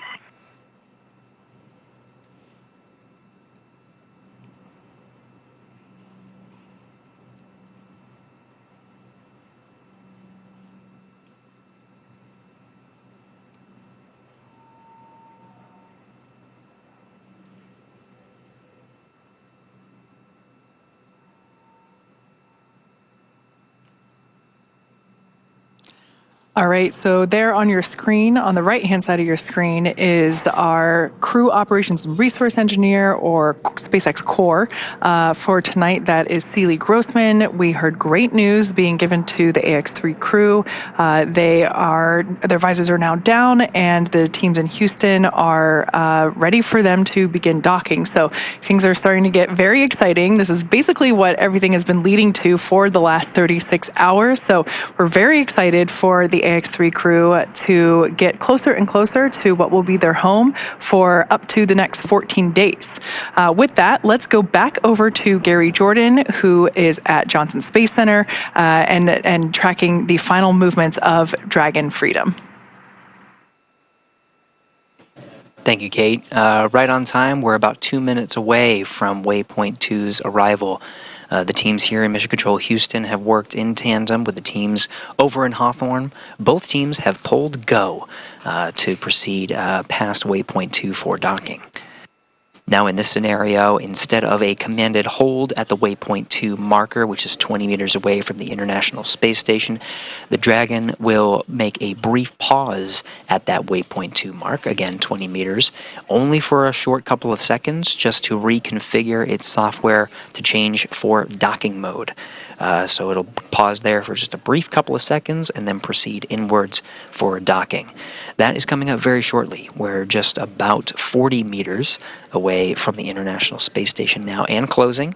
It's an orbital nighttime, so we're only going to see the navigation lights and docking light blinking once we get views from the International Space Station. Teams here in Mission Control Houston monitoring from the perspective of the International Space Station and the joint operations with the teams over in Hawthorne.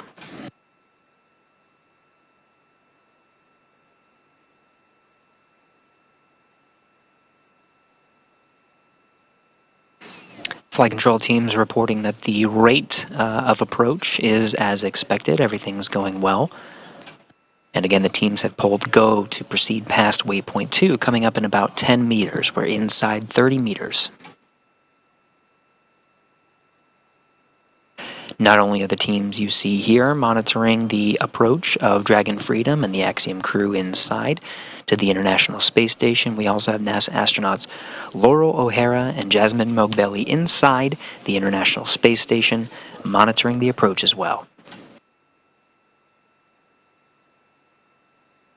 Now getting some views of Dragon. In the orbital nighttime, you can see those service section Dracos firing to keep its attitude right on the docking axis and its range rate as expected. Green starboard light and red port light, navigation lights on the forward end of Dragon coming into view. Again, we are in an orbital nighttime, so it is a bit dark. Those specks you see in the frame are dead pixels from the radiation on the camera.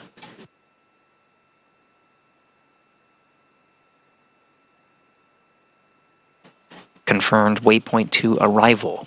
Dragon is now pausing and reconfiguring for its approach to the docking port.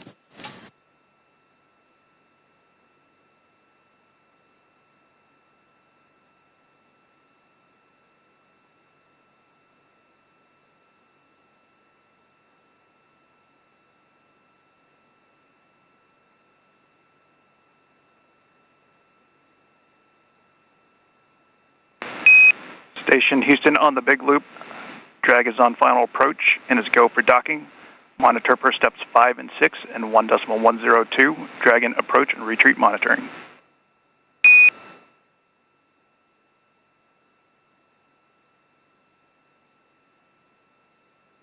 Station copies. We see vehicle mode approach to docking, port range decreasing. We copy.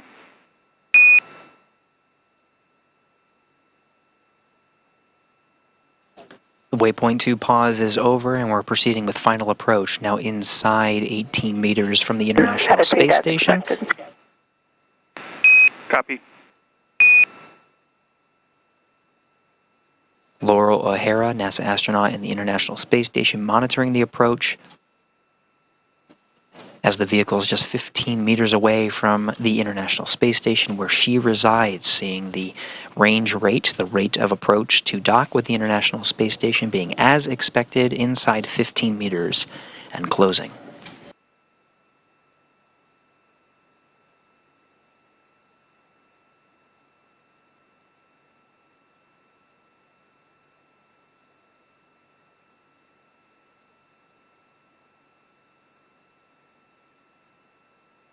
A little inside 13 meters, the range rate continues to decrease. That's as expected. Flight controllers are estimating just inside 3 minutes from contact with the International Space Station.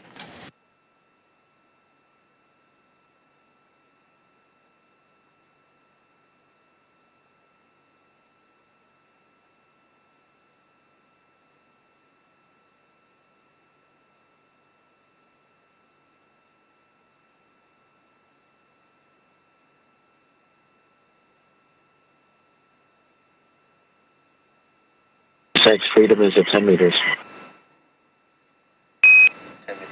Copy 10.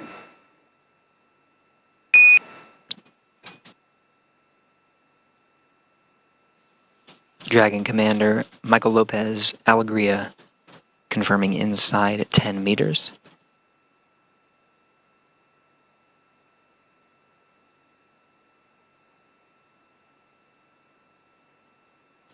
Dragon continuing its approach as expected.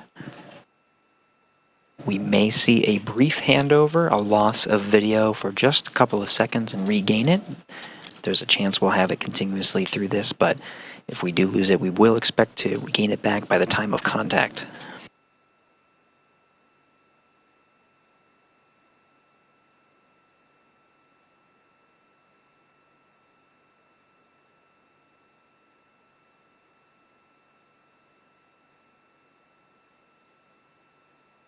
Meters. Copy 5 meters.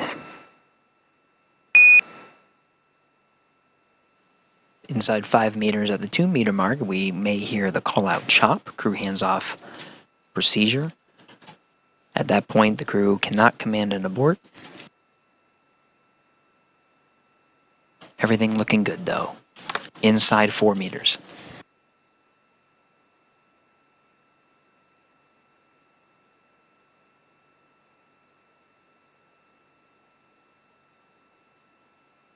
Meters. Copy 2.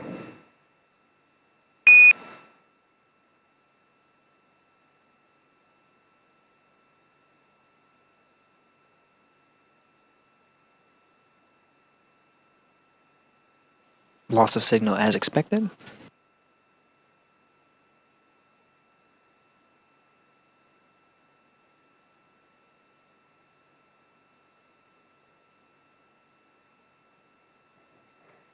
Dragon SpaceX soft capture confirmed.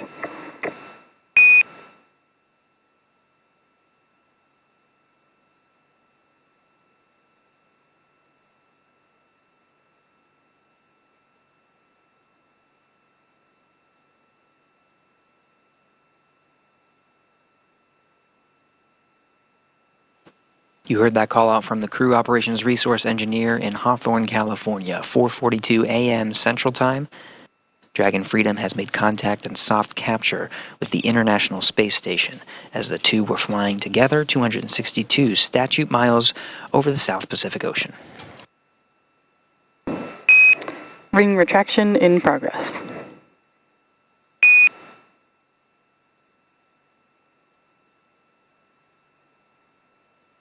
We see it. With a good soft capture, the ring is now retracting, pulling Dragon closer in with the International Docking Adapter aboard the International Space Station. This is part of a series of steps to formally hard mate the Dragon to the International Space Station after the soft capture ring is fully retracted and bringing the Dragon inwards. There is a series of 12 hooks that will secure Dragon to the International Space Station for what's called a hard dock. After that, the umbilical will be deployed, providing power and communications and data between the Dragon and the International Space Station. This is the docking sequence. Once umbilical is extended and mated, the docking sequence is complete.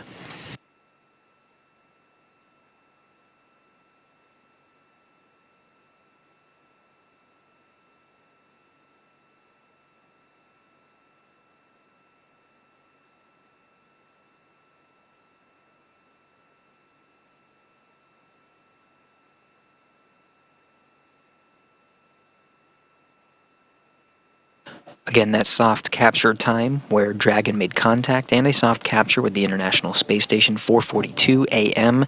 Central Time. Station and Dragon were 262 statute miles over the South Pacific Ocean.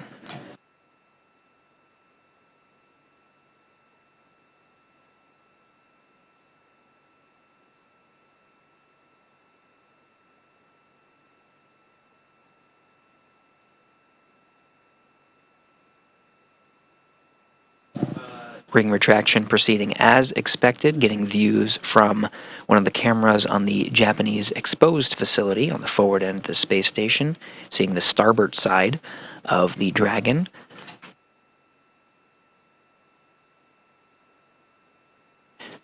As we continue to monitor the progress of this ring retraction, now getting some sun illuminating the nadir or Earth-facing side, and now the whole thing of Dragon Freedom.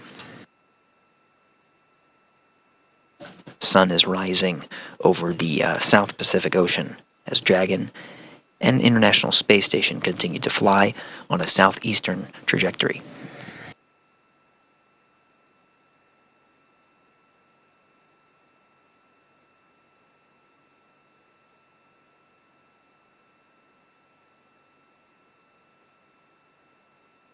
Flight controllers monitoring the ring retraction and the alignment with the international docking adapter to proceed with driving those hooks. They'll be driven in 2 sets, gangs of 6, total of 12 hooks. They'll be driven again 6 at a time. The rated hook indicators are starting to form green, showing some good alignment, still tracking.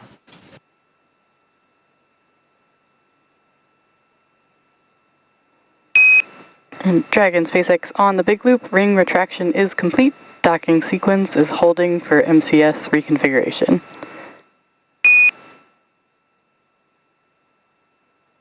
Ax-3 to move ahead.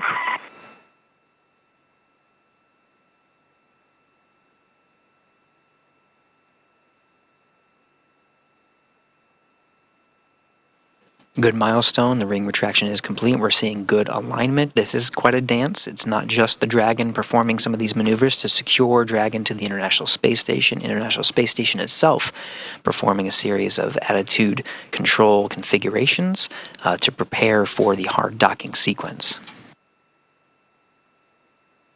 Once station's attitude control is configured properly, we'll go ahead and proceed towards the hard docking and driving those hooks.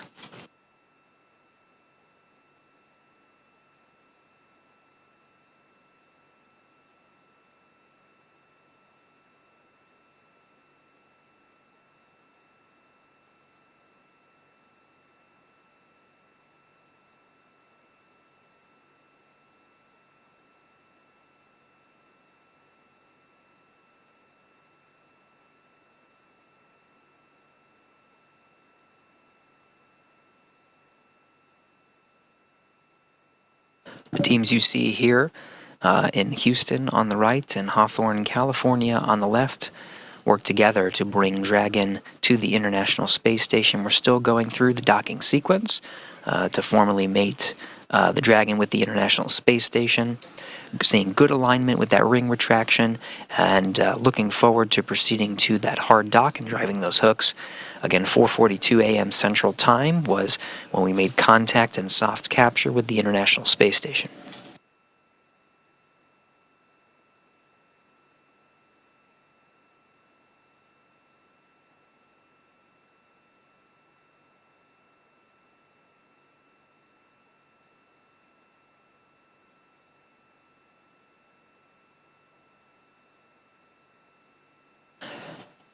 Dragon Freedom coming more clearly into view.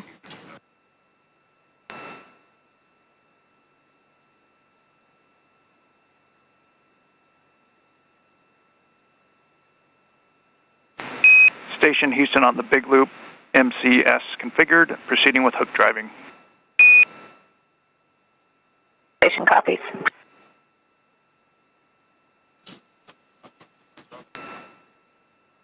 Attitude control configured on the International Space Station side. We're just using the control moment gyros for this sequence.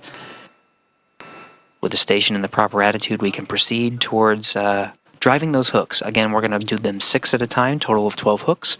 Once both set of hooks are traveling and have secured, that'll complete the hard docking sequence, and then we'll deploy that umbilical. The first set of 6 hooks are currently driving.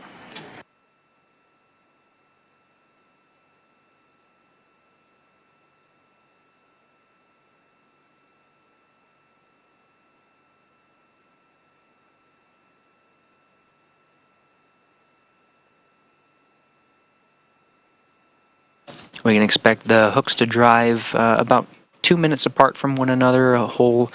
Holistically, we're looking at about 4 minutes of driving hooks. Again, 6 at a time. Stand by for the hook's performance, but it should be just a few moments until we complete that hard dock. Again, that's not the end of the docking sequence. After a hard dock, we'll deploy the umbilical between the Dragon and the International Space Station. This provides data and power between the two vehicles. Dragon, up to this point, during its flight after launching on January 18th, has been relying on its batteries and the solar arrays you see on the trunk of the vehicle. That's the black part that you see on the space-facing side, gathering power as it continues to orbit the Earth. Once those umbilicals are deployed, they'll be relying on the station's power, gathering power from the station's solar arrays.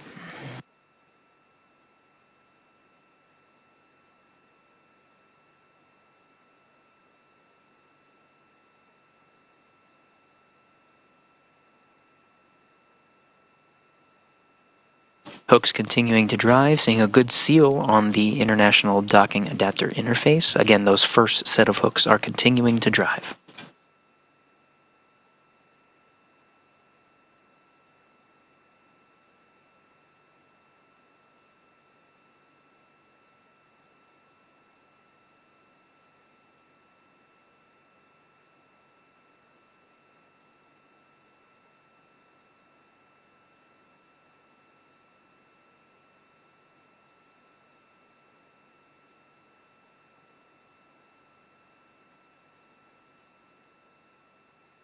Teams are saying a good set of first hooks. Those first set of hooks have driven and have closed. Now the second set of hooks are driving. Again, 12 in total. So the first 6 have been secured. The next 6 are driving. That'll complete the hard dock of Dragon to the International Space Station.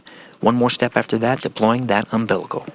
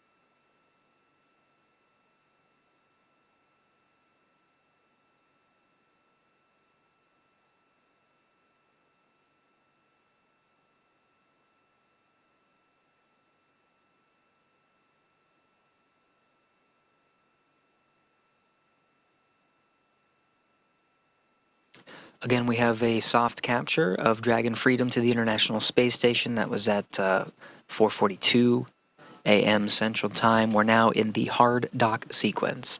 12 hooks are used to secure Dragon. The first set of hooks have driven, and we just heard that second hook. Hard capture is complete.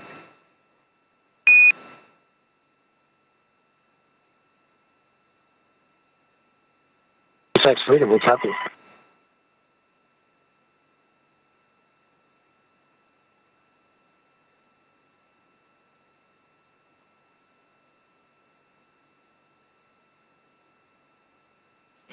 So 12 hooks, all deployed, all securing Dragon for a hard dock to the International Space Station. One more step to complete the docking sequence, deploying that umbilical. In the meantime, with a hard dock that does secure the Dragon to the International Space Station, they don't have to be as careful with the loads imparting on the inside. Typically during this sequence, they have what's called an exercise constraint, so the astronauts on board station, all 7 of them, are not allowed to exercise during that time, so there's no oscillation, no vibration. They've just lifted that constraint for the crew inside so they can get on with their workout. In the meantime, we're still standing by for the deployment of the umbilical on Dragon to complete the docking sequence.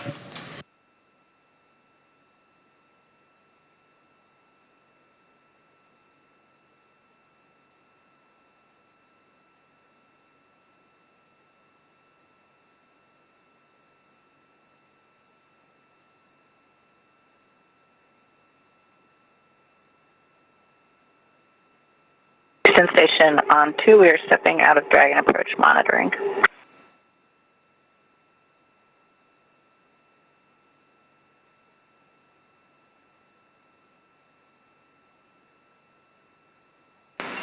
Houston copies and concurs.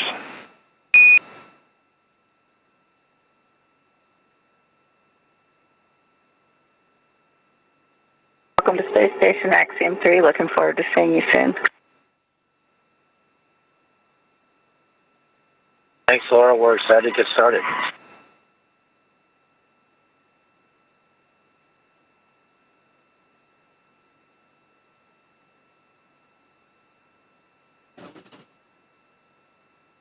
With all hooks driven, Laurel O'Hara and Jasmine Mogbelli inside the space station are relieved of their monitoring duties, welcoming the crew to the space station. The soft capture ring has been stowed, all 12 hooks are driven, and the umbilical is now deploying.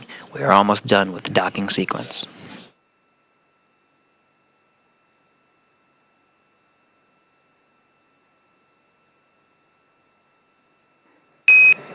And Dragon Freedom, this is SpaceX. Docking sequence is complete, and the ground will be enabling hardline power and comm connections shortly. You are go to dock your suits per procedure 4.012, and we'll go ahead and make sure cameras are external. 4.010 work.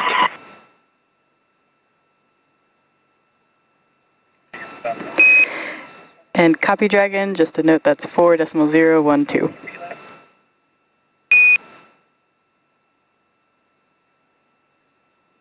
KLV 4.012.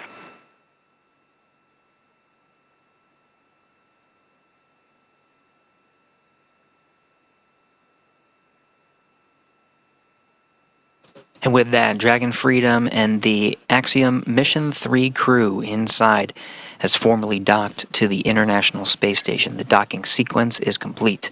After completing a capture and soft dock at 4:42 a.m. Central Time, all 12 hooks have secured Dragon to the station. The umbilical has been deployed. Laurel O'Hara and Jasmine Mogbelli have been released of their duties. The crew inside is able to exercise. Inside the space station is able to exercise, and the crew inside Dragon is able to doff their suits or take off their suits. The dynamic portion of docking and the safeguard needed for those suits is complete. The Dragon crew, it will now doff their suits and prepare for entering the station in just about approximately an hour and a half. Maybe some change, but we're looking at a hatch opening approximately 6:30 a.m. Central Time. If they stick with the timeline, we'll continue to monitor and provide updates and continue our coverage of the Axiom Mission 3 crew's arrival to the International Space Station, but based on current planning, that is what we are planning for. After hatches are opened, the crew members of Expedition 70 will welcome the Axiom Mission 3 crew to the International Space Station, and the cadre of 11 will gather for a welcome ceremony to begin their 14-day stay, their journey aboard the International Space Station.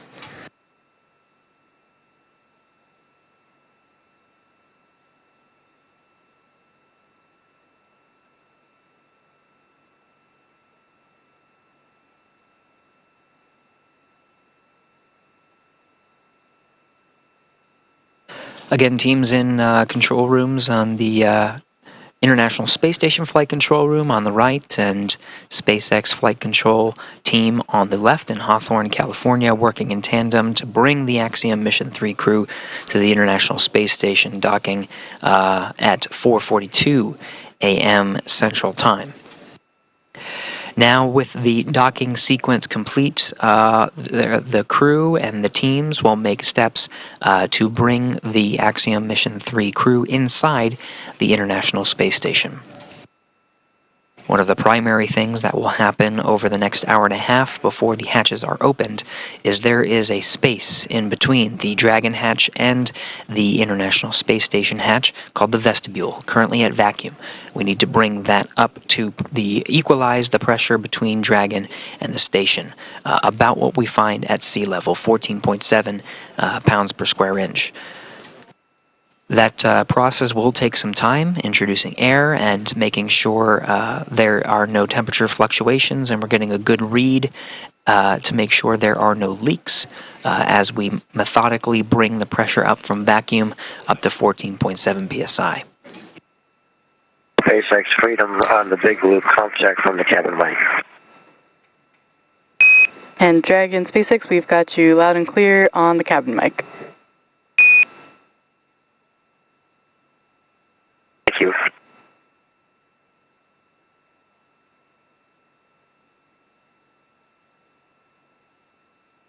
We'll hear these periodic check-ins from the crew as they make their way through the process of doffing or taking off their suits and getting ready to open up the hatches, configuring the inside of the Dragon cabin for eventual ingress and welcome into the International Space Station. Cabin mic being Station inside Houston the on Dragon, the big loop outside for the suit. Laurel and PMA ingress.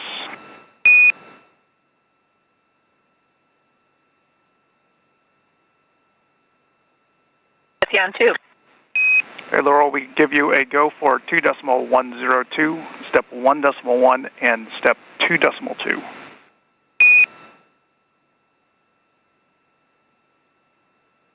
Copy. Go step 1.1 and 2.2. Good copy. Alert.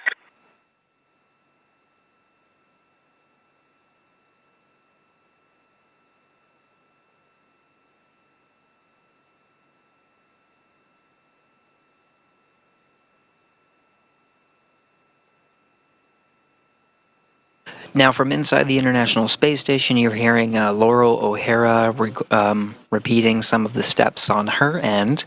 After taking on the job of monitoring the spacecraft's approach and docking to the International Space Station, she now moves on to the methodical steps of opening up the hatch and preparing the International Space Station for the entry of new crew members.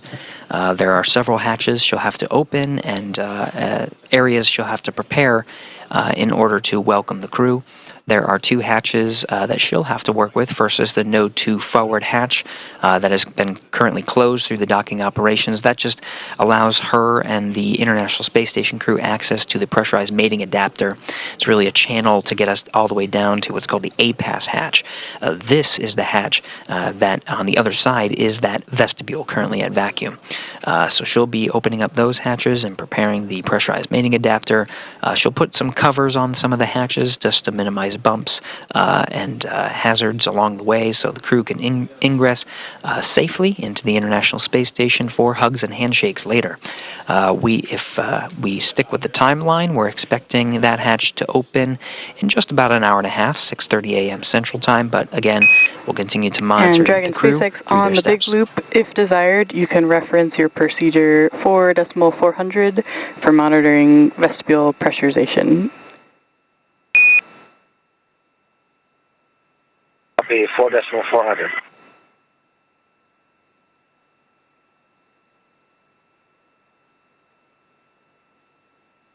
It'll be Laurel O'Hara on the station side performing some of the steps for vestibule pressurization, but the crew operations resource engineer in Hawthorne reading up to the Axiom crew inside Dragon, which you see on your screen.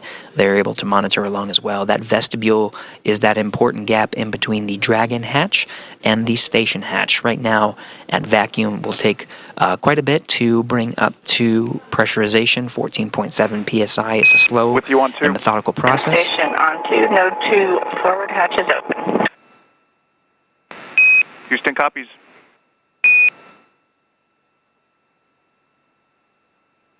Wasting no time, Laurel O'Hara has confirmed that from inside the International Space Station, that node 2 forward hatch is open. Again, that just allows Laurel some access to the pressurized mating adapter. This is the channel way that brings her to the APAS hatch.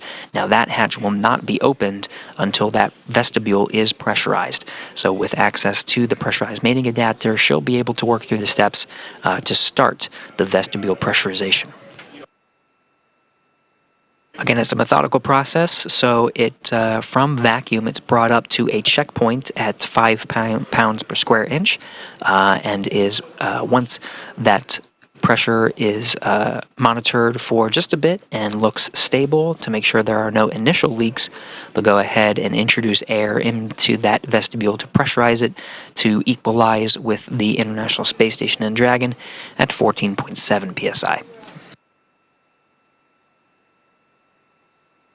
Meanwhile, inside the Dragon, Axiom crew is doffing or taking off their suits. They'll be changing into their garments and setting the Dragon cabin in such a configuration that it is ready for them to ingress the International Space Station.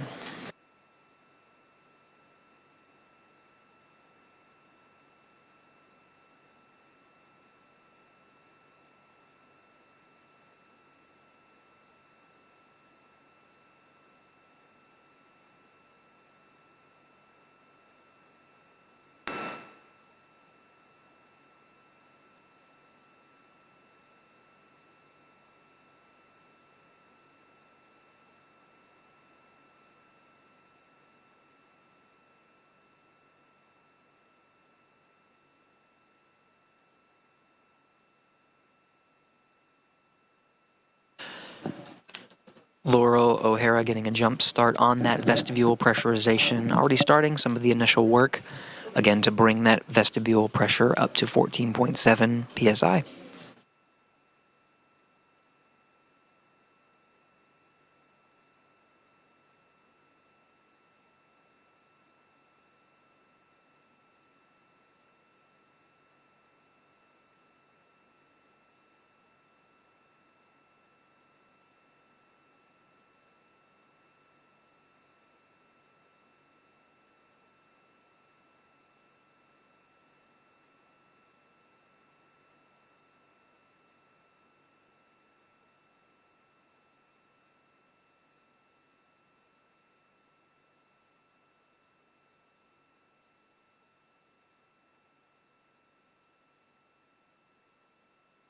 Houston Station 1 2, APAS equalization valve closed at 11:06. Copy, 11:06.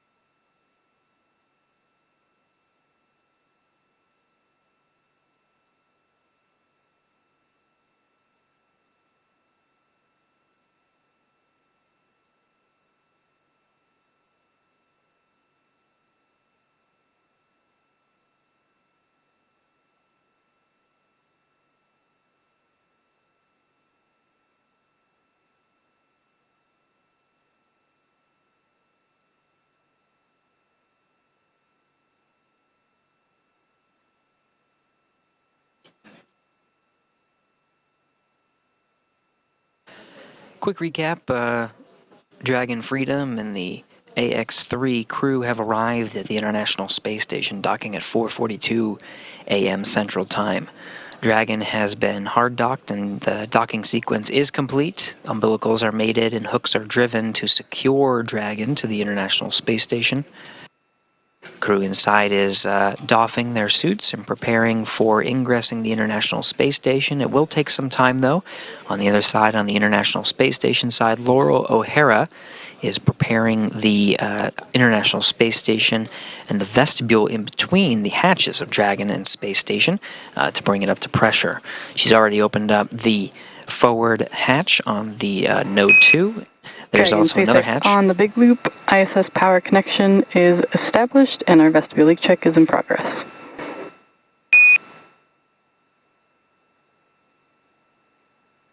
Ax Freedom, we copy.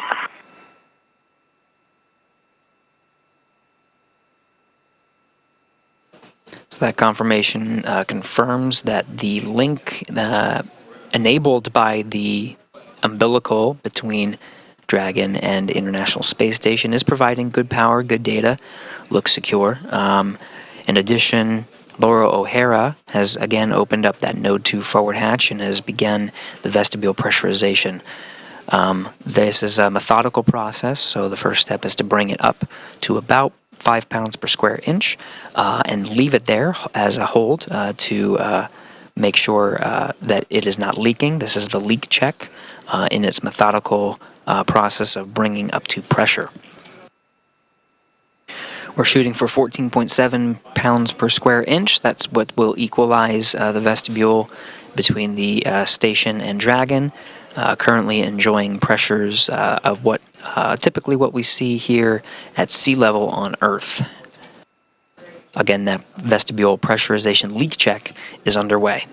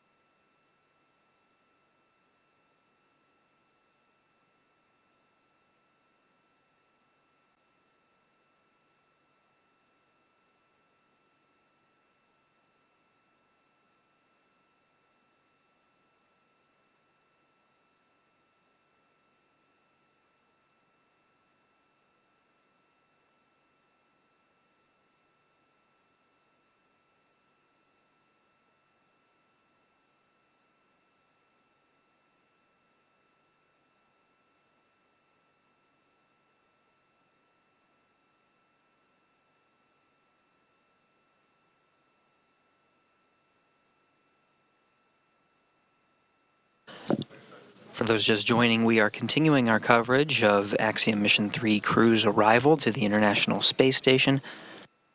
The teams are methodically working to pressurize the vestibule and open up the hatches to welcome the Axiom crew to the International Space Station.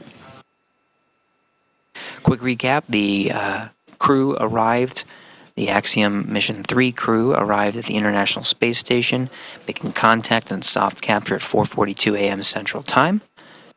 At the time, the Dragon and station were flying together 262 statute miles over the South Pacific Ocean. The soft capture ring retracted, bringing the Dragon in towards the International Docking Adapter, and after a good alignment, drove 12 hooks to secure Dragon tightly to the International Space Station for a hard dock. The umbilical was deployed between the Dragon and the International Space Station.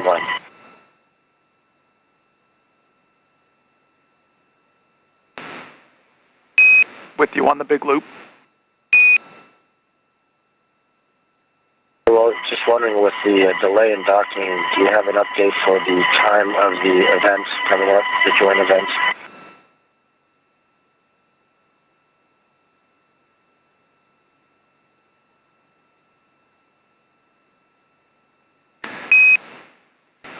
All right, Mike. Can't give you the best estimate right now. What we recommend is getting with the station crew and talking it over, and let us know when you're ready. That's perfect, thanks.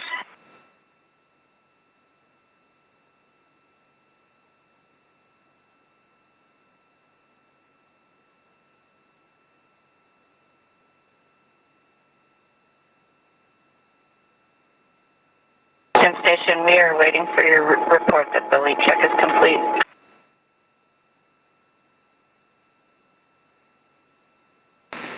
Copy, Laurel. We have about 3 minutes left.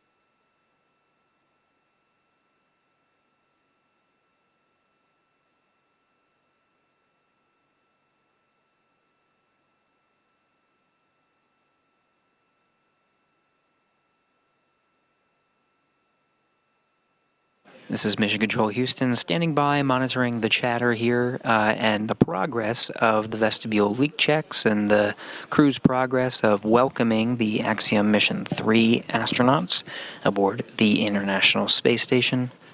We're looking at about another minute. Dragon SpaceX on the big loop, just looking for a status on suit doffing and if you've gotten into suit drying yet.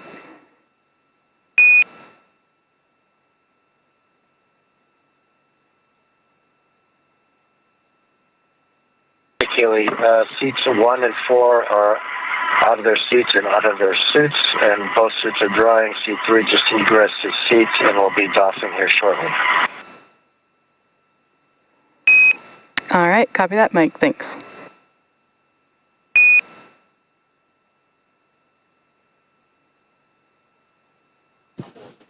So, quick status on the crew's progress of opening up those hatches. That communication you just heard was from the crew operations resource engineer in Hawthorne with the mission control teams and with SpaceX in California. We're asking for a status from the Axiom Mission 3 crew. They are partway through their suit doffing, meaning taking off their suits and drying. They hang them out and make sure that the water is released. Making some good progress there. In the meantime, on the space station side here in Houston, monitoring that vestibule leak check. When the vestibule pressure is brought up from vacuum to 5 pounds per square inch, there's a period where the teams allow for temperature fluctuations to dampen in order to have a good leak check. There's a little bit of oscillation, so allowing time to pass and allowing the temperature to sort of equal out allows the team to set a clock for approximately 15 minutes, monitor the pressure inside the vestibule, make sure it is good to go, and then after the 15-minute mark proceed with bumping that vestibule pressure all the way up to equalize with the International Space Station.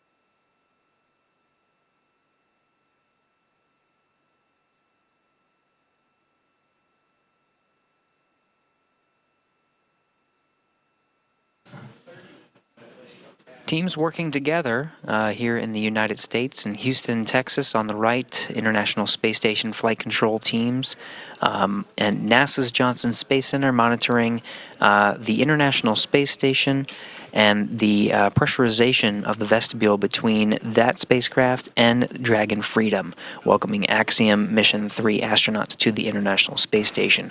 We're working in tandem with teams over in Hawthorne. And leak check.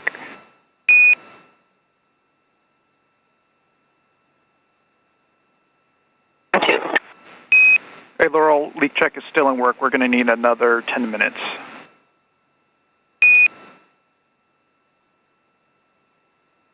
Copy, 10 minutes.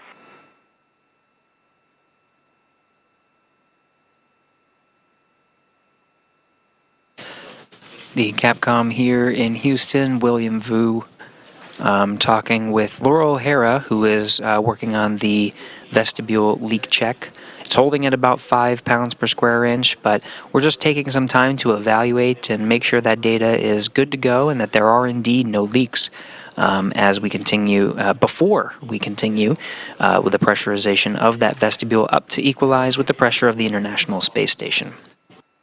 Now, as we're waiting for those leak checks and waiting for some good data, again, we're working in tandem with teams over in Hawthorne, California. The Dragon flight control teams brought the Axiom Mission 3 crew from launch all the way to rendezvous and dock with the International Space Station.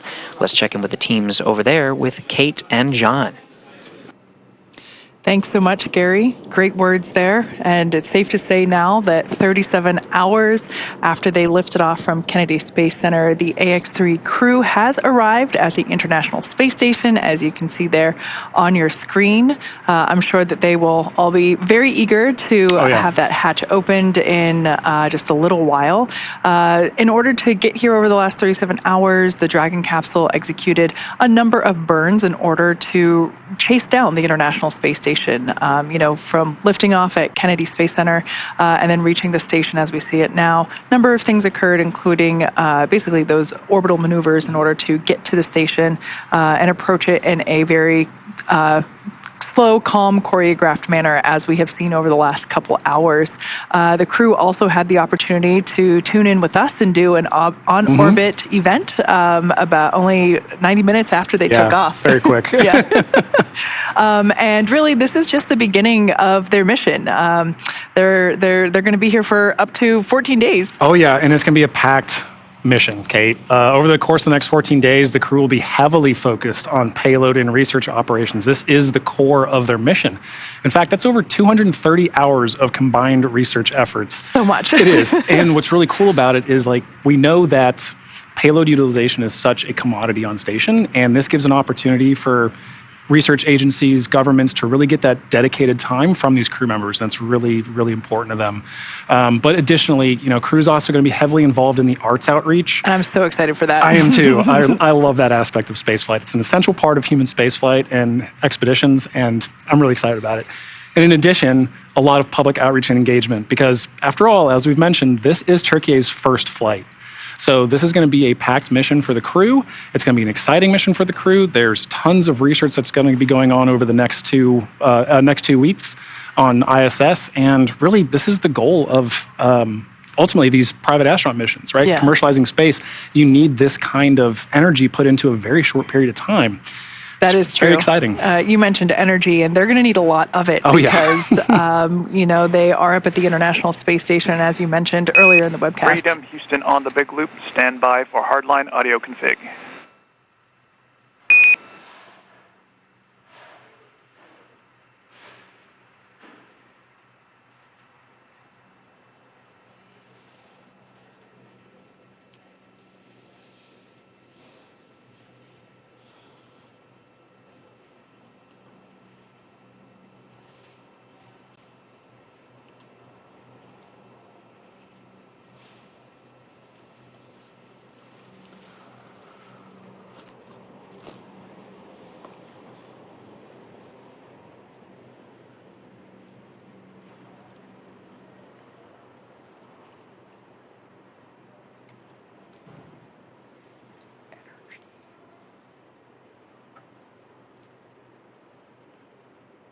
All right, so the folks on board station are continuing to work with the teams in Houston and here in Hawthorne in order to finish the final preparations, both Dragon and on station, for the opening of the hatch. But we were talking about all the work that they're going to have to do, and they're going to need a lot of energy to get through the next 2 weeks because they are up on orbit now.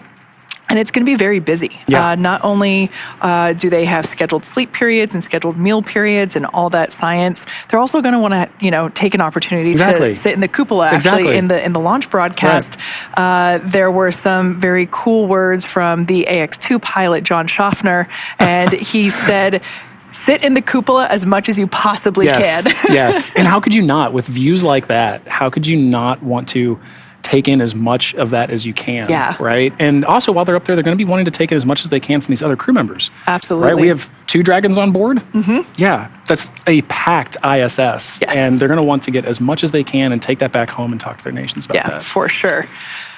So, talking about that crew, while we're waiting for Dragon and the AX-3 crew to actually go through the hatch and meet the rest of the ISS crew, let's go ahead and meet this AX-3 crew. The commander of our flight today, Michael Lopez Alegria, or MLA, is no stranger to Axiom missions, Dragon, or the space station. In fact, AX-3 marks his 6th mission to space, having completed 3 space shuttle flights and a Soyuz mission as a NASA astronaut prior to commanding AX-1 with Axiom Space. And today, when not in low Earth orbit, or docked to the to the ISS. MLA serves as Axiom Space's chief astronaut. Our pilot on today's flight, Colonel Walter Villadei from the Italian Air Force, has taken his inaugural trip to low Earth orbit. Villadei currently serves in the Italian Air Force and as the head of the Italian Air Force's representative office in the United States. He has completed cosmonaut training as a space engineer, participated in multiple analog training missions, and flown a variety of aircraft and missions as an active flight engineer in the Italian Air Force. Our third crew member for today's mission is Mission Specialist Alper İziraçe. Alper is the first Turkish astronaut to go to space. With 15 years of experience across a myriad of aircraft for the Turkish Air Force, İziraçe got his start in the Air Force Academy in Istanbul, Turkey, and earned a master's degree from the U.S. Air Force Institute of Technology. He then flew as a commercial airline captain for a number of years before returning to duty in the Turkish Air Force. And finally, our mission specialist, Marcus Want, a lieutenant colonel in the Swedish Air Force. In November of 2022, Marcus was selected by the European Space Agency as an astronaut reserve. However, with the Ax-3 mission, he now becomes the first project astronaut in ESA's history. This is a new designation within their ranks. So as you can tell, this is an incredible crew. They have years of experience and they are well prepared. They have trained quite a bit in order to execute the Ax-3 mission, not only on Dragon systems and space station systems, but also, just all the procedures that they have to work through and all the science that they're going to have to do. Yeah, no, I think the word you hit on there, Kate, for me definitely is prepared. This crew, both individually and as a team, are so prepared for this mission. They have gone through years, collective years together, individually, but then as a team to train for this. And this is the first all-European crew. This is a huge first for spaceflight. They're representing 5 nations across the 4 of them. And missions like this really are critical for that future sustained low Earth orbit commercialization of spaceflight that we talk about. And this is one of those steps on that path. Yeah. So we have a great view here of the Dragon capsule, and you might have noticed that our views go in and out due to ground station coverage. We don't have views the entire time, so we show them when we have them. And this view here is just breathtaking. It is a live view from the International Station of Dragon Freedom, which has now successfully docked with the International Space Station. We had confirmation of docking complete at 2:56 a.m. Pacific time. And here you can see an animation of the pressurized section, which is the top half, as well as the unpressurized section, which is the bottom half or the trunk. Some dimensions there. You can kind of get a feel for how big it is. The solar arrays there, which is the black side of the trunk, those help to collect energy from the sun, which gets converted into a power source for the Dragon capsule while it is on orbit, both while it is at the station as well as when it is approaching and as well as after it has undocked. So yeah, beautiful view. If you were watching our coverage earlier, there was a really cool moment, which we might actually get the reverse of it here coming up soon, but there was a very cool moment where I believe it was when Gary was walking us through some activity, and we were not able to see the capsule we weren't able to see Dragon at all. And then all of a sudden, there was just a little bit of light. Yeah. And it did a great job of illustrating just how quickly the space station is orbiting the Earth. It's going 17,500 miles per hour. And you complete an orbit every 90 minutes. And it's hard to fathom what that feels like. But the moment where this Dragon capsule went from being completely dark to just a sliver of light to fully lit like it is here. It was a very cool moment. Like you blink and you miss it. Yeah. But you're right. It was pitch black, and then the sun started rising on it, right? It had that image of it, and then suddenly it was there. Yeah, it was gorgeous. Very cool.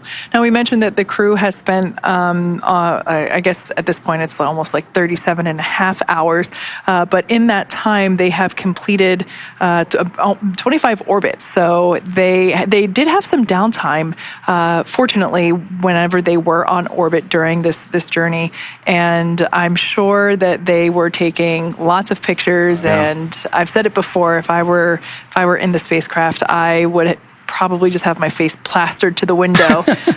Somebody would have to fight me for that seat, for access. Yeah, and yeah, so they've completed 90 orbits, and I'm sure during that time they've taken in as many views as they possibly can. Oh, exactly, and they're going to take in so many more. Right, the next step that this crew is looking forward to is opening that hatch. Yeah. That is such a pivotal moment for any crew, right, to get into the space station and get into the ISS and go meet their crew members that they're going to be spending their time with. It is what the International Space Station represents. It's what it's for. And they had so much to do on this 37 and a half hours, multiple orbits trip up there. But the next step really is crossing that hatch, meeting their coworkers for the next 2 weeks, meeting their friends, their neighbors, and getting to experience all of that in a much bigger atmosphere now. They spent that time in the vehicle. It's about to get a lot bigger, and they're going to get to go into the cupola and see that view that we talked about. They're going to get to experience living and working and all of the nuanced difficulties that come with that in low Earth orbit, and it's going to be a really beautiful moment. And that's really the next step that we're working towards, is getting to open that hatch. And as Gary mentioned, it takes time for that to happen. There's a lot of timelined events that work up to once the vehicle is on orbit. Now the crew that's on the ISS has to do a lot of preparation work in order to open that hatch and get that Dragon crew across. Yeah, so absolutely. We're working towards that moment now. And most of all the physical work for those preparations are being done by the crew on board station right now. But there is also a lot of work being done by the crews here at SpaceX Mission Control here in Hawthorne, California, as well as ISS Mission Control in Houston. So there's a lot of integrated operations happening here. Actually, great view here, as we have seen a couple of times, of both of those control rooms. SpaceX Mission Control on the left, Houston Mission Control there on the right. And a lot of integrated activities. If you've been following along, you've heard either SpaceX Core, which is the Crew Operations and Resource Engineer, or NASA's Capcom, which is Freedom Houston on the big loop. Hardline audio config is complete. How do you hear?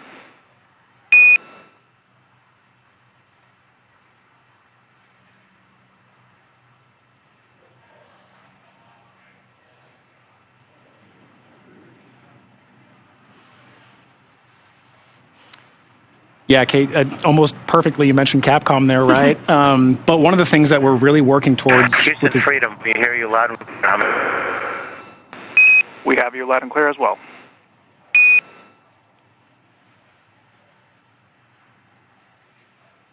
So that right there, just literally working through the procedures. Freedom Houston, can you try again on the big loop?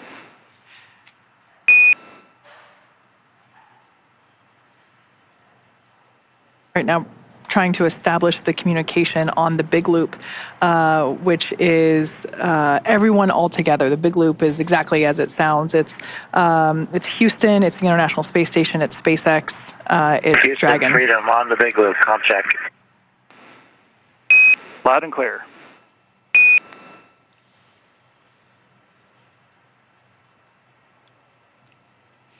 Happy to say. All right, well, as we know, comm checks are an essential tool, an essential part of this effort, this joint effort that we have. And what the point that we're working towards at this moment is opening that hatch, and that'll ultimately culminate in a crew meeting ceremony, a crew welcome ceremony, where the Ax-3 crew gets to meet their ISS crew. And so with that, we will toss it back over to Gary with Mission Control in Houston. Thank you, John. Thank you, Kate. Yes, we are monitoring the operations here in Mission Control Houston. Main thing we're looking forward to is that vestibule pressurization, but you just heard that hardline comm checks. That was that umbilical that was mated between the Dragon and the International Space Station, providing power, no longer having to rely on the batteries and the solar arrays you see on the back end of Dragon from this view as the sun sets, and the International Space Station and Dragon orbit over northern China into an orbital darkness. But that hardline communication looking good. The vestibule pressurization is also looking good. Laurel O'Hara working through the steps to go ahead and equalize that pressure between the vestibule. Now there's a couple of steps. First, of course, is equalizing that pressure and making sure that the pressure between the Dragon hatch and station hatch equalizes with that inside both of those vehicles. We're looking for about what we find at sea level, 14.7 psi. Now, just as we did when we were pressurizing the vestibule before, we're going to wait a little bit when we bring it up to pressure just to do what's called a thermal relaxation. When the pressure is brought up, there are these natural swings that occur due to the temperature inside of the vestibule, which has been exposed to vacuum up until the point of contact and capture from the Dragon. So we'll just allow a couple of minutes for that to relax and just be absolutely sure that we have a good pressurization and that we have no leaks indeed. We did, again, perform that leak check and everything looked good, which is why we are proceeding with these steps. But another caution before that APAS hatch is opened. Now, once that hatch is opened, Laurel O'Hara's job is not done. It's not just opening up the hatch and then opening up the Dragon hatch. The APAS hatch itself is outfitted with what's called a docking target cross. Now, this was the cross that you may have seen when Dragon was approaching the International Space Station. It's just really this target that allows for the guidance and navigation control equipment inside Dragon to lock on very precisely to the APAS hatch and go in for a docking. Now that is a removable part of the APAS hatch and part of the outfitting procedures. So Laurel O'Hara will go ahead and take that cross off and then cover the APAS hatch just as a protective measure. Make sure no one's bumping their heads on the way in, as it can be a tight squeeze to go in between the Dragon and APAS hatches and through the pressurized mating adapter. She'll outfit the hatch, taking off the cross, putting on a cover, and then she'll also route some ducts through the pressurized mating adapter that will blow some fresh cabin air from inside the International Space Station to that vestibule. Interesting thing that happens in microgravity is when air is not actively circulating in the pressurized mating adapter, which often that node 2 forward hatch is closed, sometimes there can be these interesting pockets of carbon dioxide. So this will flow some fresh air, make sure the temperature and make sure that air is well mixed and the temperature is good, and allow a very comfortable, safe, and cushy float into the International Space Station for that Axiom Mission 3 crew. So again, Laurel O'Hara, just to recap, is continuing with the pressurization of that APAS hatch, making sure that everything is good for the Axiom Mission 3 crew. Of course, it is not just Mission Control Houston and Mission Control Hawthorne, California. Right down the road from here in Mission Control Houston is MCCA, Mission Control Axiom, who are going to be monitoring, who have been monitoring the crew throughout this journey and will continue to work in tandem with the International Space Station flight control teams here in Houston through many of the activities they have scheduled for their long stay aboard. Long meaning just about 2 weeks. We can expect them to do some of the things that John was talking about, some science activities, many outreach activities, lots planned for the private astronauts who are going to be spending their days aboard the station and maximize every day and the opportunities they have while on board the orbiting complex.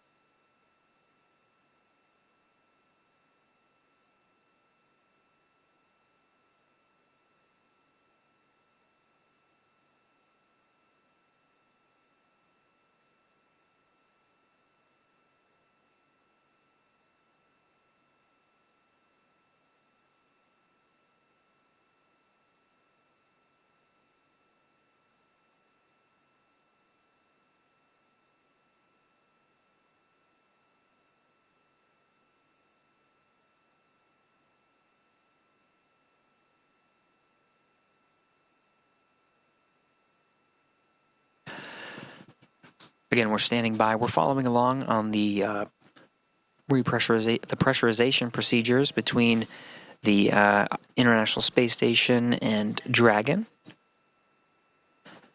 The Axiom Mission 3 astronauts docked aboard Dragon Freedom to the International Space Station at 4:42 a.m. Central Time, just a little more than an hour ago at this point. After that soft capture, they went through the sequence of the docking sequence, which includes a hard dock and the 12 latches that secure Dragon to the International Space Station, mating umbilicals, stowing the soft capture ring, and ensuring that Dragon is secured to the International Space Station. Now the teams are working in tandem to bring that pressurization, the space in between those two hatches, those two vehicles, up to equalize so they can start opening up the hatches and welcome the crew.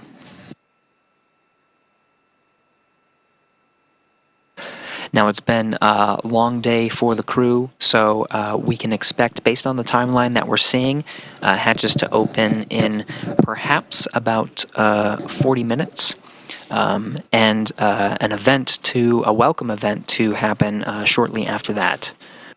We'll follow the operations just to see exactly when those times occur. A-pass hatches open, no condensation. Houston copies.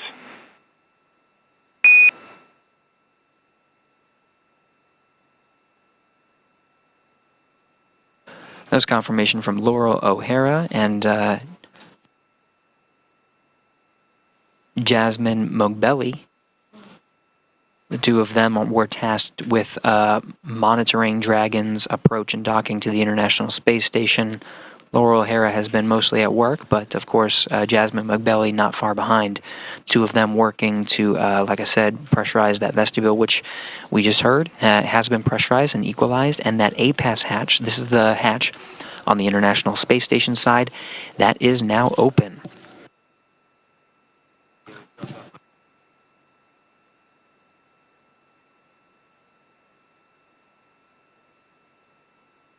So with that A-pass hatch open, the ISS crew can go through the steps to outfit the hatch before they open up the Dragon hatch. Now, we've been checking in with the Dragon crew, the Axiom Mission 3 crew, periodically. They've been working through the steps to doff their suits and prepare for eventual ingress, while the International Space Station crew goes through these procedures. But just to review once again, once the A-pass hatch is open, there's a bit more steps to go. There's a couple of steps to outfit the A-pass hatch itself, including taking off the docking target cross, which was used as part of the rendezvous approach and docking procedures that allowed targeting from the Dragon spacecraft to accurately dock to the International Space Station. It sticks out a bit, so that'll be removed just as a safety measure, as well as covering the A-pass hatch. The A-pass hatch is made of metal, so of course the covering the hatch will be another safety measure just to ensure when the Axiom Mission 3 crew ingresses, in case they do bump their head, it won't be as much of an issue. So those safety measures and just making sure that the pressurized mating adapter itself is nice and clear. Now, in addition to outfitting the hatch, they will also ensure that air is circulating properly in this vestibule, which has been closed primarily, and now especially the vestibule has been exposed to vacuum up until the point of docking. So Laurel O'Hara and Jasmine Mogbelli will route some air ducts down into the pressurized mating adapter and blow some fresh cabin air from inside the International Space Station to circulate, get some of those pockets and circulate fresh air, equalize the temperature, and make sure that they are ready to welcome that crew.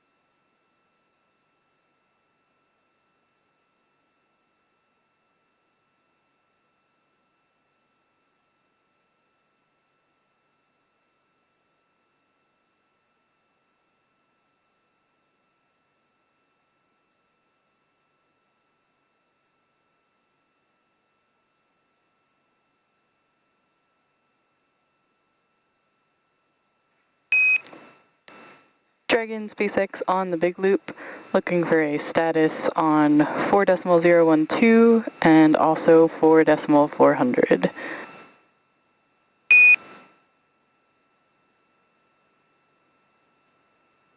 Okay, SpaceX left start with 4.400. We're in section 5, flushing the urine hose. We'll have a consumables report here in just a minute. Copy that in section 5, and consumables report coming shortly.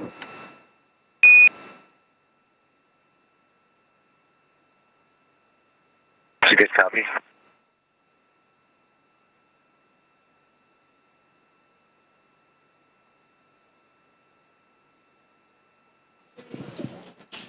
You'll notice as part of these joint operations, crew operations, resource engineer checking in with the Dragon crew. 4.012 in section 3. Comfort garments for seats 1, 3, and 4 will be trashed. Mine were trashed after launch. And all 4 suits are disinfected and being dried in various stages.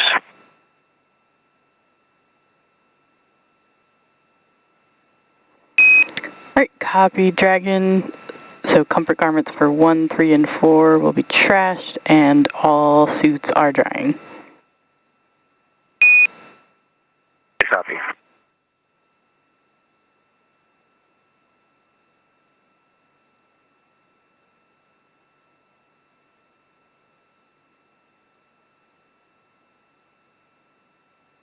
SpaceX Freedom, would you like that inventory report on the big loop or on Dragon to ground?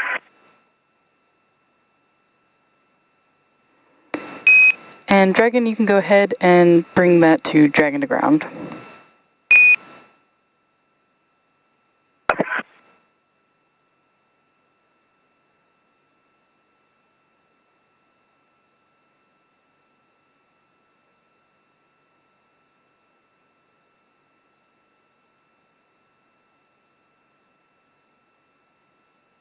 SpaceX Dragon on Dragon to ground. And Dragon, I've got you loud and clear.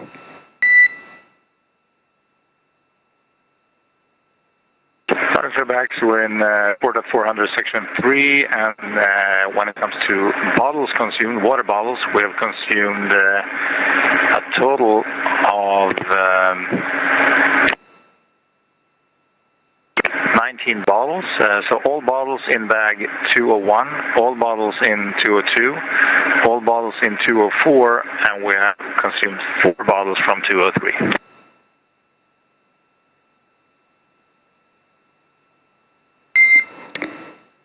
Alright, copy Dragon, 19 bottles, all in 201, 202, 204, and 4 consumed from 203.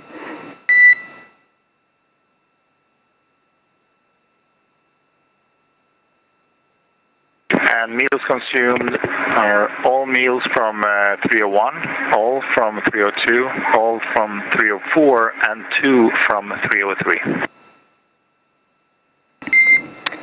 Copy Dragon, all meals in 301, 302, 304, and 2 from 303. Thank you.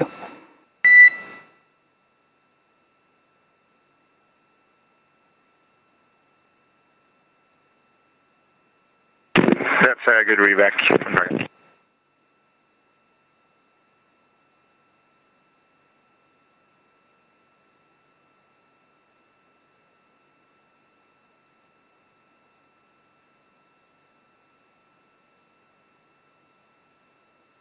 So a quick recap, we're continuing to work through the procedures of preparing the Axiom Mission 3 astronauts' ingress into the International Space Station and welcome by the Expedition 70 crew.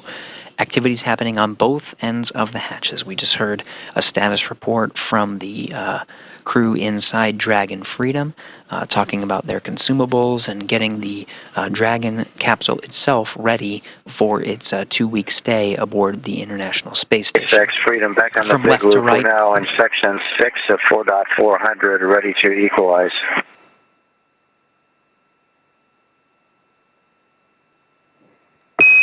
And Dragon, copy, you are in section 6 of 4.400. The ISS crew has opened the APAS hatch and are working through docking target uninstall, so we'll get back to you shortly on when we're proceeding to hatch open. Copy.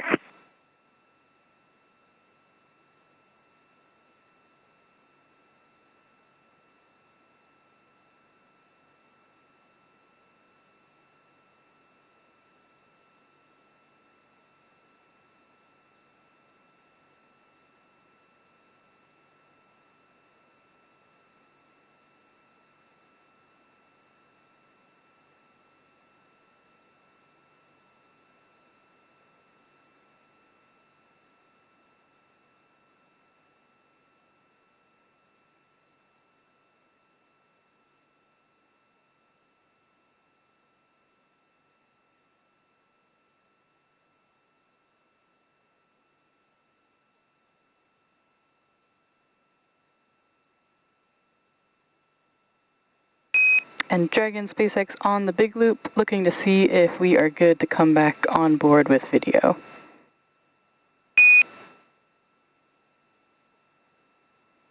Give us a few minutes, I'll call you back. Copy that.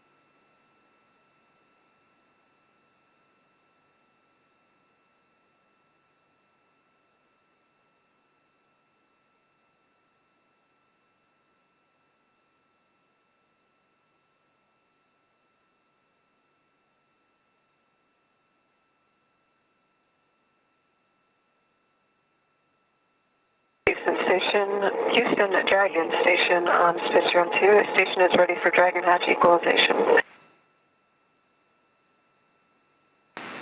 Houston copies, standby.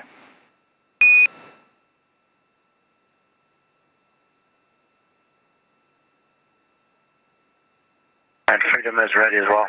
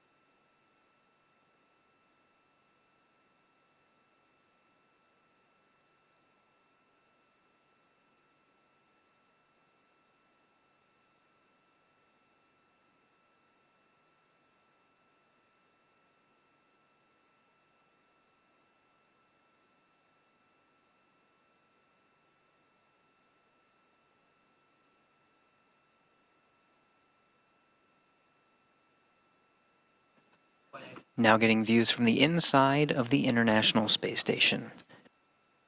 You can see some of the work that's been done before the crew was able to set up some of the cameras. Laura O'Hara, there on the right, she's been the one working through the hatch opening procedures, and she was working on the docking procedures as well. Commander of the International Space Station in the background there, Andreas Mogensen. In the foreground, Jasmine Mogbelli, NASA astronaut, has been working in tandem with Laura O'Hara to monitor Dragon's arrival and the Axiom Mission 3 crew, as well as through the hatch opening steps.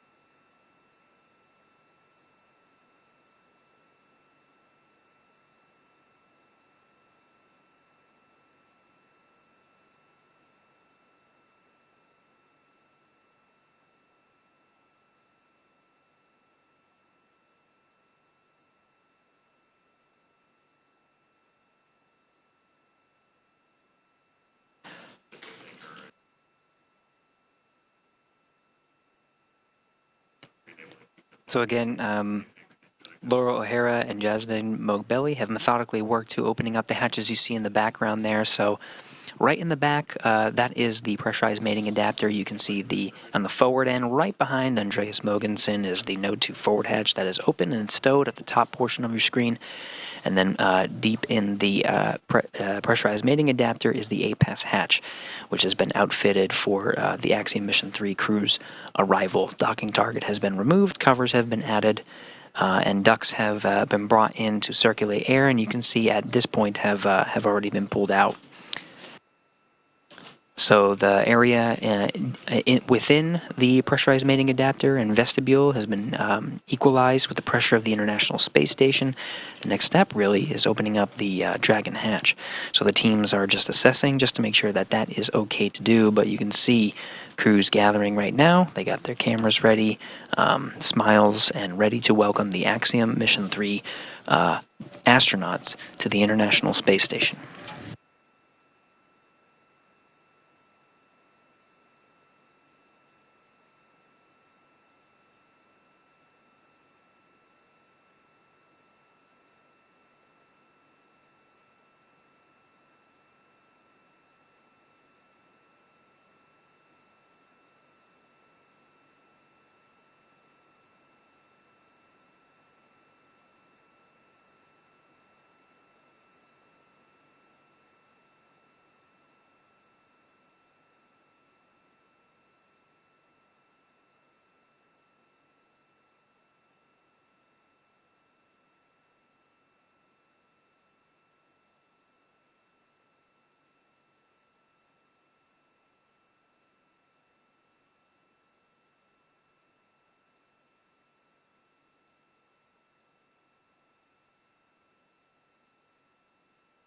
Coming into frame is Satoshi Furukawa. Heading left from this view into the Japanese experiment module.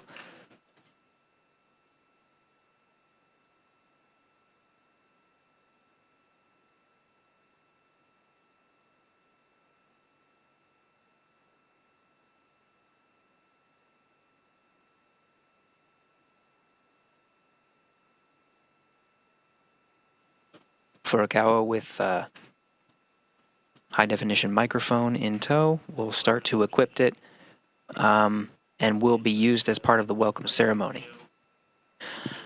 We can expect the full Expedition 70 crew to be there to greet the Axiom Mission 3 astronauts, see hugs and handshakes as they ingress. By the time we have all 4 Axiom crew members on board the station population will be up to 11.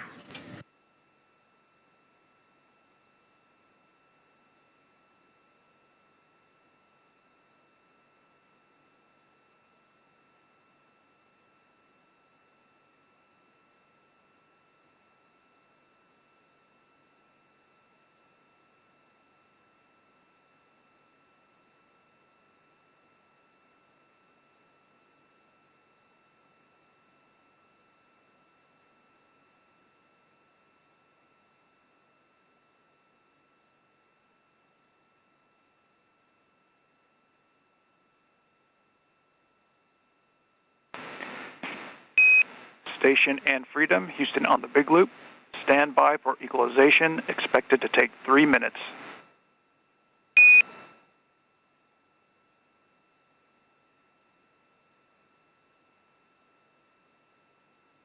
Freedom copies.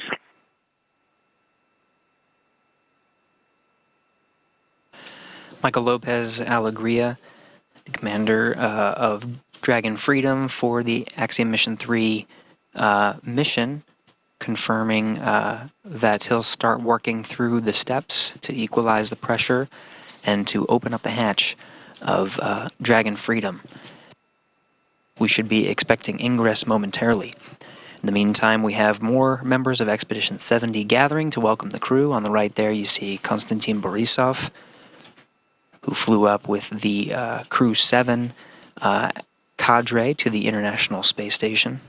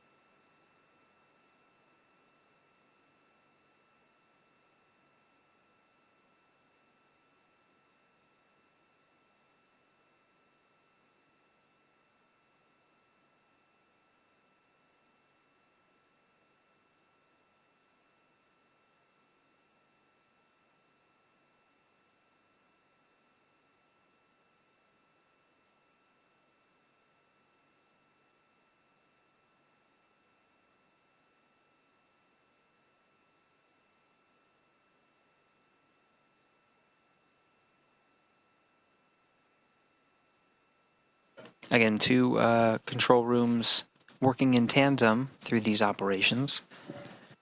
The Expedition 70 crew standing by, awaiting for equalization to go ahead and open up the hatch of Dragon.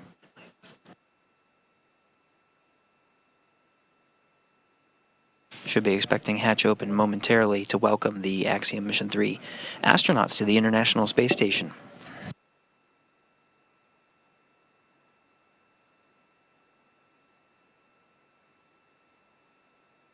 Team's just ensuring the equalization is good before going ahead to open up the hatch, but we should be expecting that momentarily.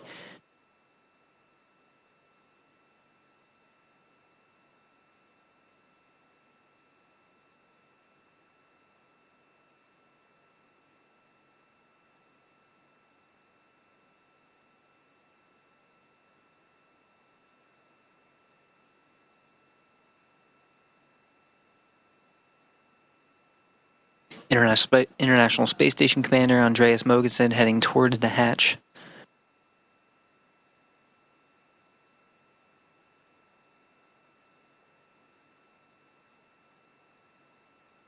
On the right, Oleg Kononenko, another Roscosmos cosmonaut, and Nikolai Chub. Expedition 70 now rounded out. Dragon SpaceX on the big loop. You have a go for hatch opening per your decal, followed by the remaining actions in procedure 4.400 section 6, and confirming if we are good to come back on board with cameras.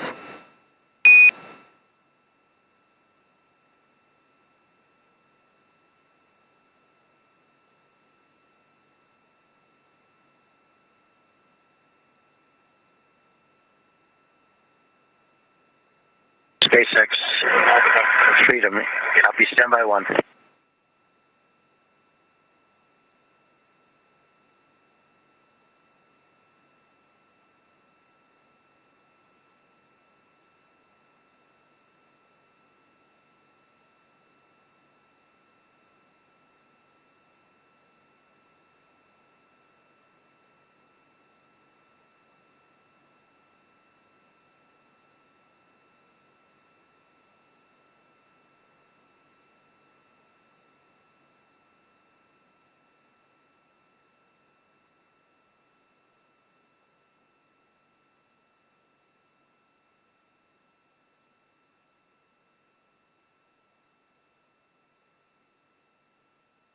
Again, the 7 members of Expedition 70 gathered in Node 2. In the background there is the forward end of the International Space Station. At the end of the pressurized mating adapter is Dragon Freedom and the Axiom Mission 3 crew members.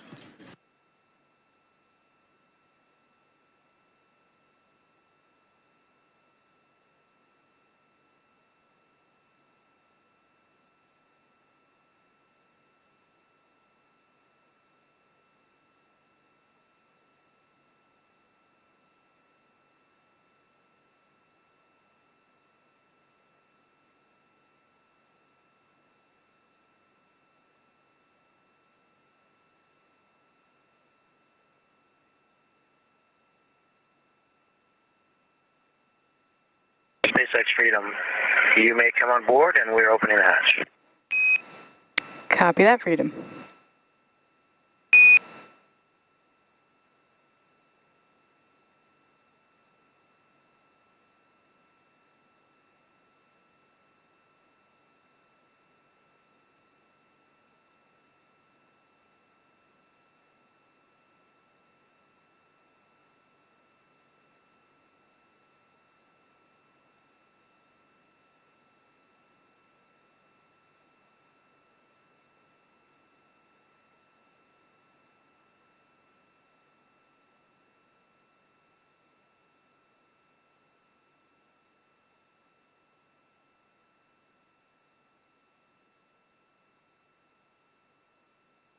SpaceX in Houston on the big loop, the Dragon forward hatch is open.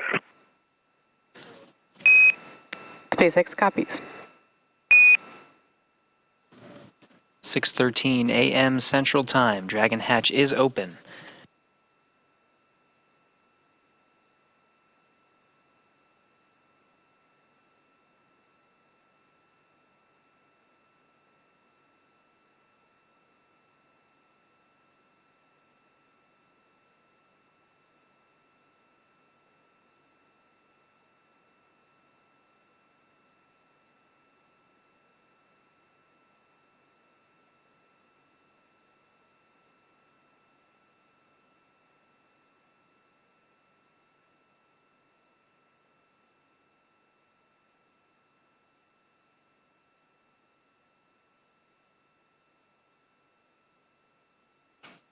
Jasmine Mogbelli in the background there with the still camera.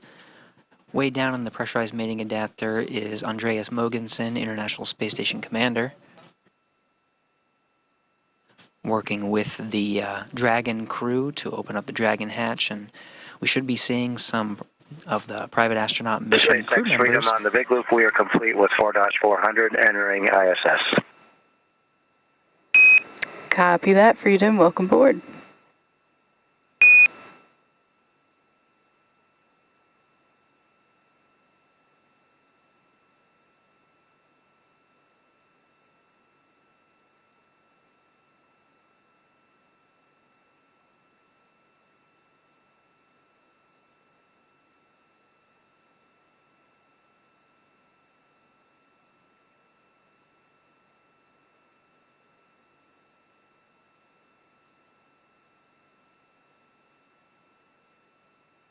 Coming together first through the hatches, Marcus Want and Alper Gezerauchi of Sweden and Turkey, respectively, being greeted by the crew of Expedition 70. The two are followed by Walter Villaday, pilot of the Dragon Freedom. Last coming into the International Space Station, Commander Michael Lopez Alegria.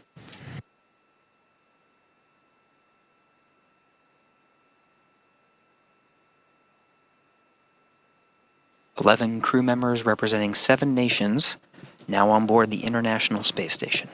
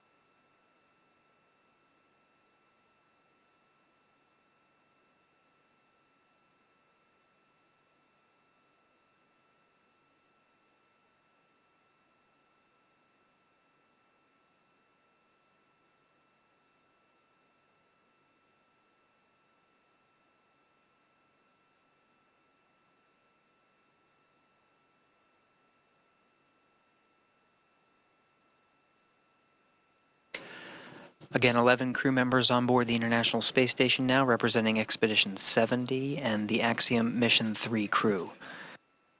We're now in a short handover period. We should be regaining the video and audio from the International Space Station momentarily to celebrate with the crew the welcome of Axiom Mission 3 to the International Space Station. With the crew now on board the International Space Station, all hatches open between the Dragon spacecraft and the International Space Station. Once we regain video from the International Space Station, we should be preparing for setting up a welcome ceremony. All 11 crew members will gather for some remarks to commemorate this moment.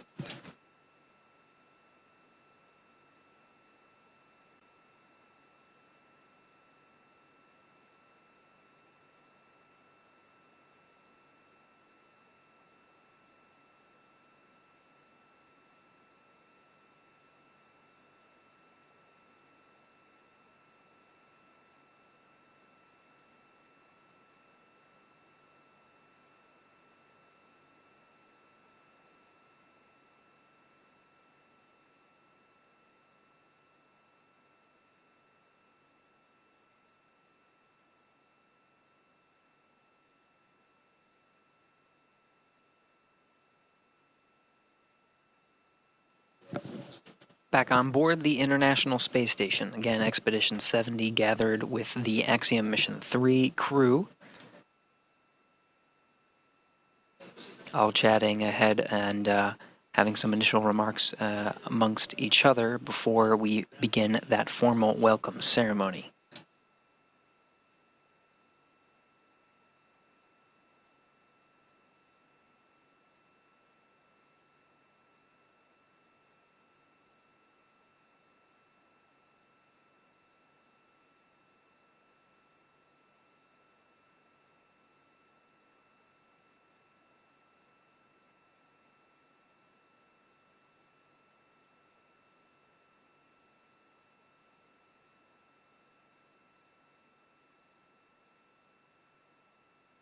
Station up 2. With you on 2. We'll go on time for the event, so at 35.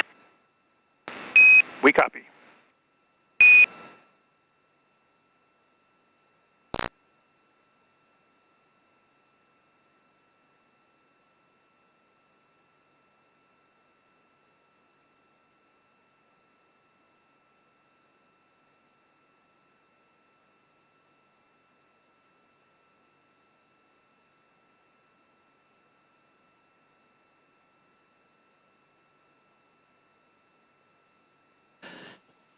So the crew of Expedition 70 and, again, Axiom Mission 3 astronauts on board the International Space Station confirming they have a set block of time for starting this welcome ceremony, and they will take it.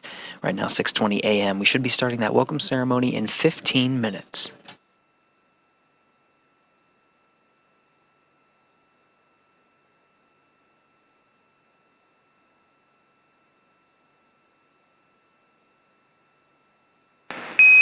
Station Houston on 2. We're standing by for scene and voice.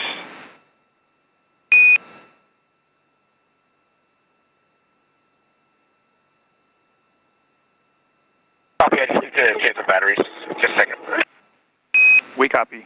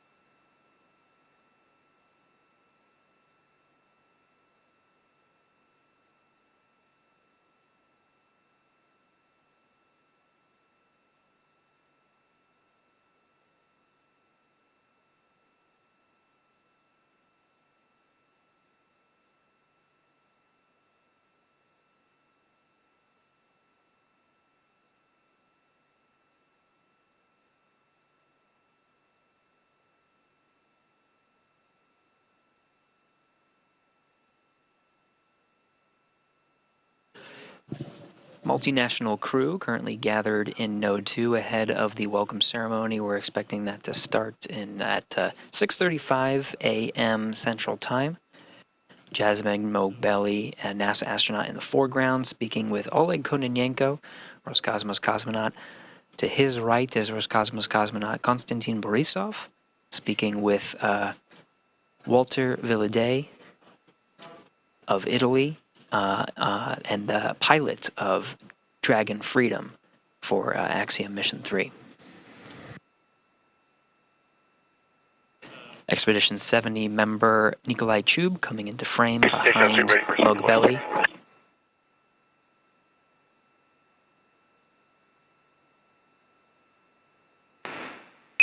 Freedom crew, Houston on the big loop.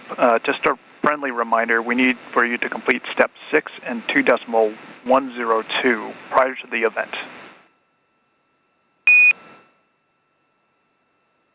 Yeah, Houston, this is Freedom on the big loop. We are complete with 6.1. Your go for IMV fan activation. Copy, we'll get it in work.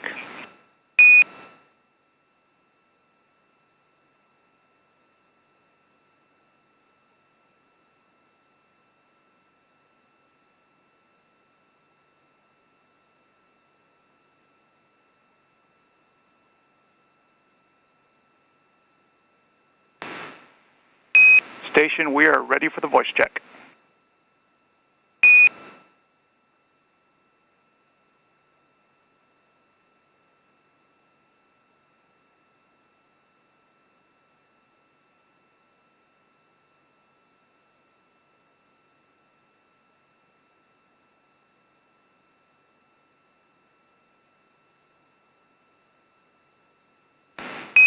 Thanks, Andy. We can use another 10 count, please.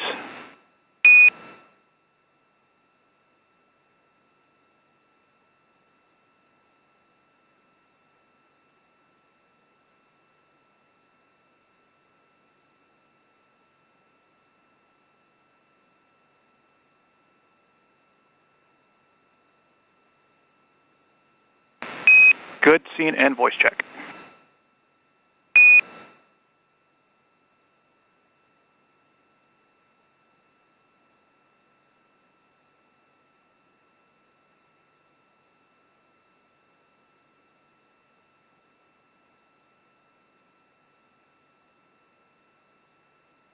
As is typical with in-flight events aboard the International Space Station, conducting a scene and voice check, and we're seeing more members of Expedition 70 gather ahead of the welcome ceremony. Of course, we still have Commander of Axiom Mission 3, Michael Lopez Alegria, and the mission specialists that were aboard Dragon Freedom, Alper Gezerauchi, and Marcus Want. In frame here, we have pilot Walter Villadei of Italy. To our right, his left, commander of Expedition 70 aboard the International Space Station, Andreas Mogensen of Denmark. Going right from there is Konstantin Borisov and Oleg Kononenko of Roscosmos. Continuing around the circle, Laurel O'Hara and Jasmine Mogbelli of NASA, and on the left, Nikolai Freedom Chu, Crew, Houston on the big loop. You have a go for 2.102, steps 6.2 and 6.3.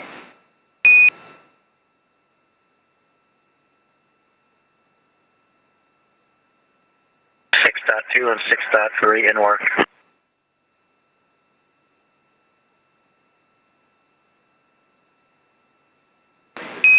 And to clarify, Freedom, you have a go to complete the rest of step 6.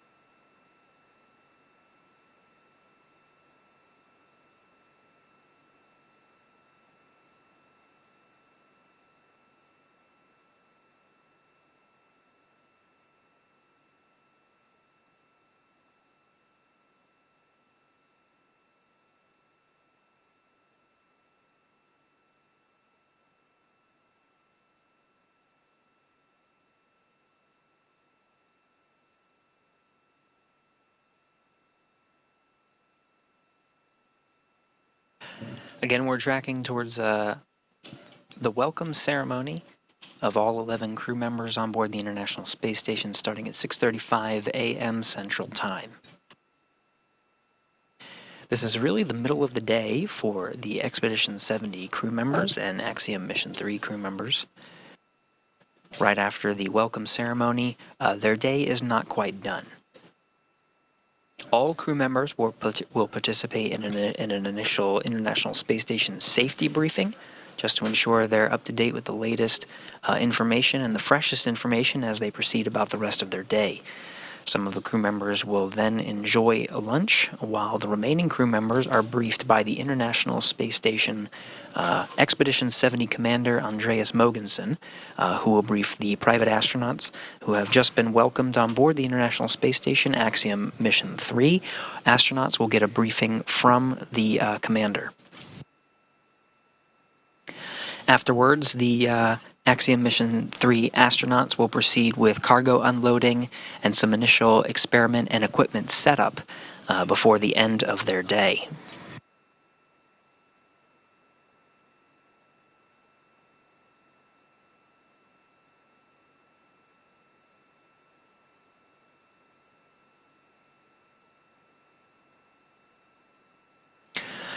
Tomorrow, Sunday, is a relatively light day for the Expedition 70 and private astronaut crew members, continuing with some cargo transfer ops, but setting up some initial experiments and enjoying a lighter day before they really hit the ground running for their first week aboard the International Space Station.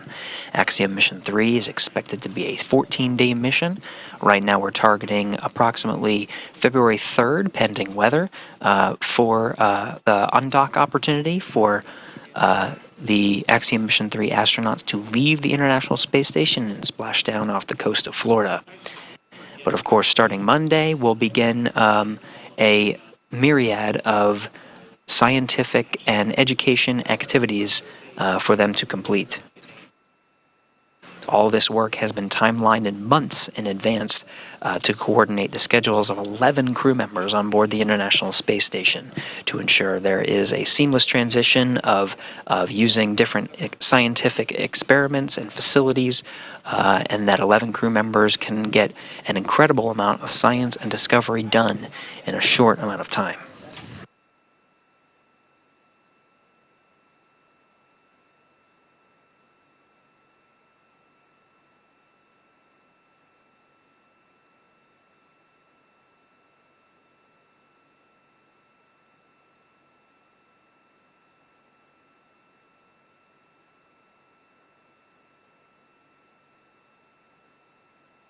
SpaceX in Houston from Freedom on the Big Loop. We're complete through step 8 of Q.102.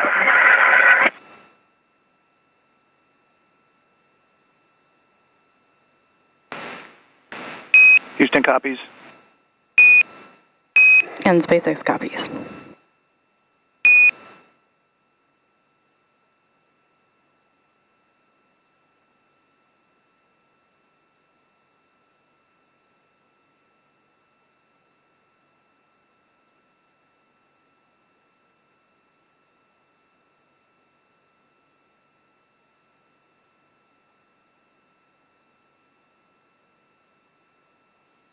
Axiom Mission 3 crew member and mission specialist aboard Dragon, Marcus Want, coming into frame. We'll start seeing all 11 crew members come into frame as they close out some of their activities. We're expecting to begin the welcome ceremony on time in just about 3 minutes.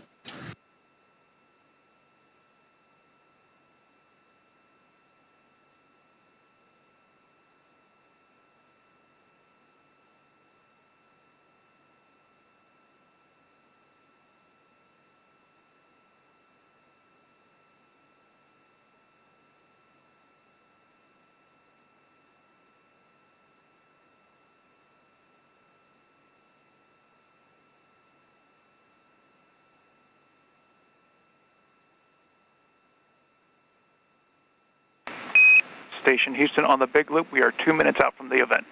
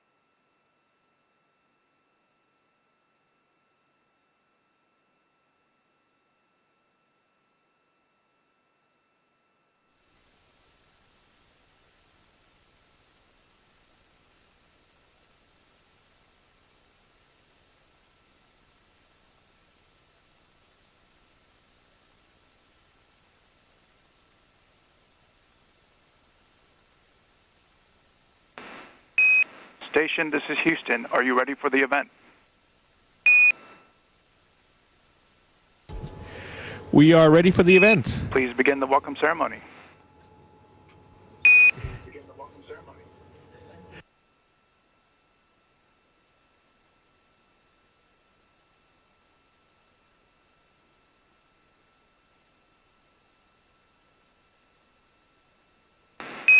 Andy, Houston on 2, can you check the mic, please?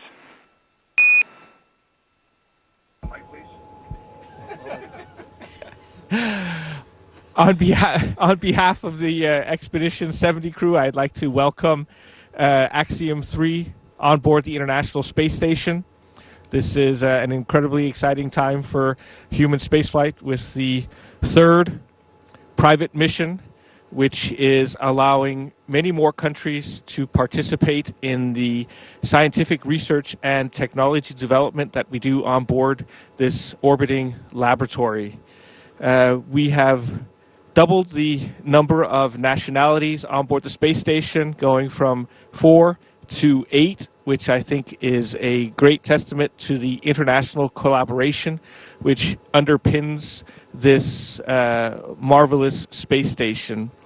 I'm also very proud as a European to welcome 4 other Europeans. I think this is the first time in the history of the space station that we have 5 Europeans on board at the same time.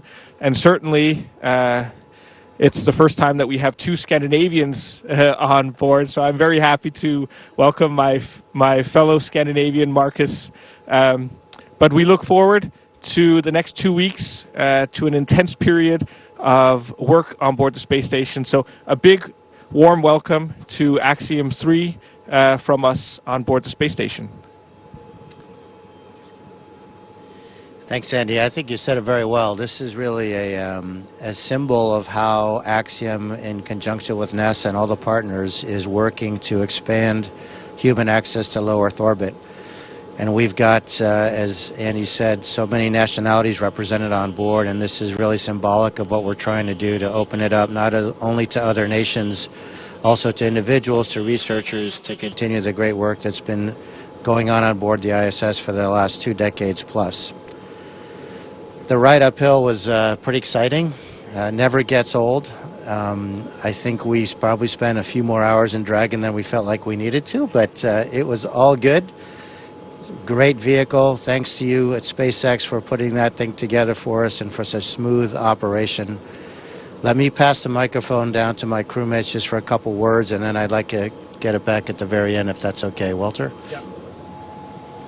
Thank you, Mike. I want to, first of all, thank the expedition crew for this warm welcoming. It's amazing to be up here and to see how much really all the countries and this amazing international collaboration has made in space, creating this outpost. And I'm very grateful for Italy, and just a few words in Italian. So thank you, grazie grazie a tutta l'Italia. Vorrei ringraziare non solo l'aeronautica militare ma anche tutte le istituzioni che hanno portato qui questa missione in questo straordinario contesto di collaborazione internazionale in cui abbiamo portato scienza, e per 2 settimane saremo qui a collaborare e lavorare con questo equipaggio internazionale straordinario. Grazie mille, and now I hand over to my colleagues and friend Alper from Turkey. Thank you so much. I would like to thank first for your kind hospitality to Expedition 7 crew over here.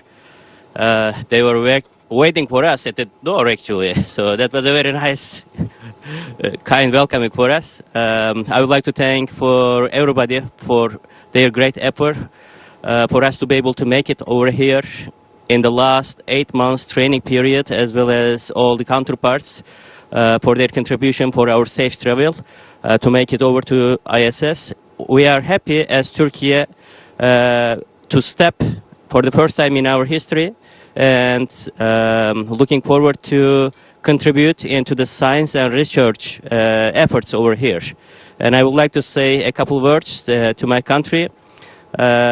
Türkiye Cumhuriyeti'ni kurarak bizlere emanet eden Gazi Mustafa Kemal Atatürk ve silah arkadaşlarına, bu vatan için canını veren tüm şehitlerimize, buraya adım atmamızı sağlayan güçlü iradesiyle devletimize ve bu imkanları bize sağlayan milletimize şükranlarımı sunuyorum. İstikbal göklerdedir. Now I would like to pass over the microphone to my dear friend Marcus Wandt from Sweden, representing here, Isa. Thank you, Alper. I also want to say first a big thank you to Expedition 70 for greeting us and knocking on our door in the middle of everything. It was pretty amazing. Been flying around and orbiting Earth for 36 hours or so, and then someone knocks on the door. That's pretty strange. And also, I want to say that having this many nationalities on a mission like this, and it just tells me that collaboration can take you very far. Entering the hatch here and meeting other people in space from so many different cultures and places around the world just give me a strong sense of future, which is awesome. I also want to say a few words in Swedish to Sweden. Så hej allihopa där hemma. Det här är förstås en fantastisk känsla. Uppskjutningen var en resa, jag har aldrig varit med om något liknande förut, och sen att få se jorden från ovan och sväva runt och känna att Sverige på ett så kraftfullt och beslutsamt sätt valde att ställa sig långt fram i utvecklingen igen, vilket vi ofta gör, och fortsätter vara ett innovationsland och visa andra att gott samarbete fungerar. För vi har också här pionerat det nya sättet för Europa att ta sig upp och öka frekvensen i rymdutforskningen på ett sätt som vi inte har sett förut. Så otroligt stolt att få representera Sverige och Europa här uppe. All right, thank you. Mike.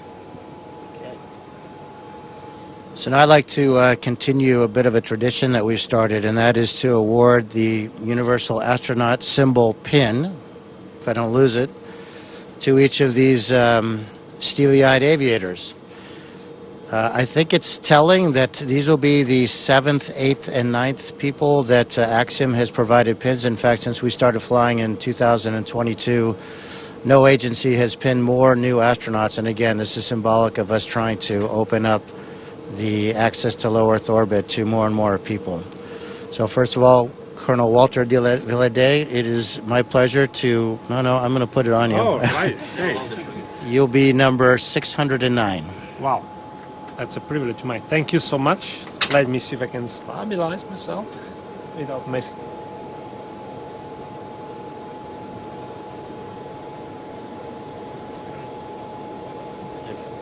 You guys can, if you can slide down and have these guys slide here. Thank you. This is a real pleasure to award this pin to the first Turkish astronaut in history. I don't think I need to say anything more. Alper. Can you hold the microphone? Yep.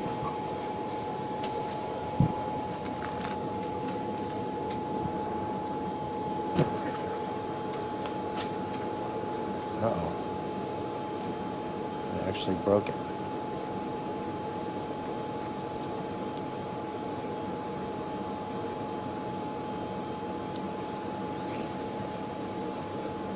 There we go.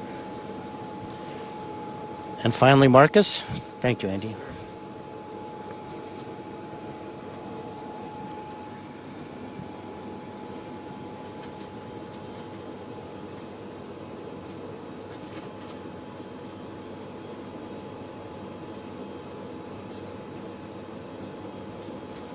Thank you, Mike. I failed to mention Alper obviously is number 610 and Marcus is 611. And finally, I want to thank all of you guys again for welcoming us aboard. I know that it's tough to have guests in your house, and we promise not to spill any red wine on your white carpet. Thank you, Andy. Once again, welcome, and we look forward to working with you for the next 2 weeks. It's going to be an incredible mission, and we're excited to have guests. Thank you to all participants and welcome aboard Axiom 3 station. We are now resuming operational audio communications.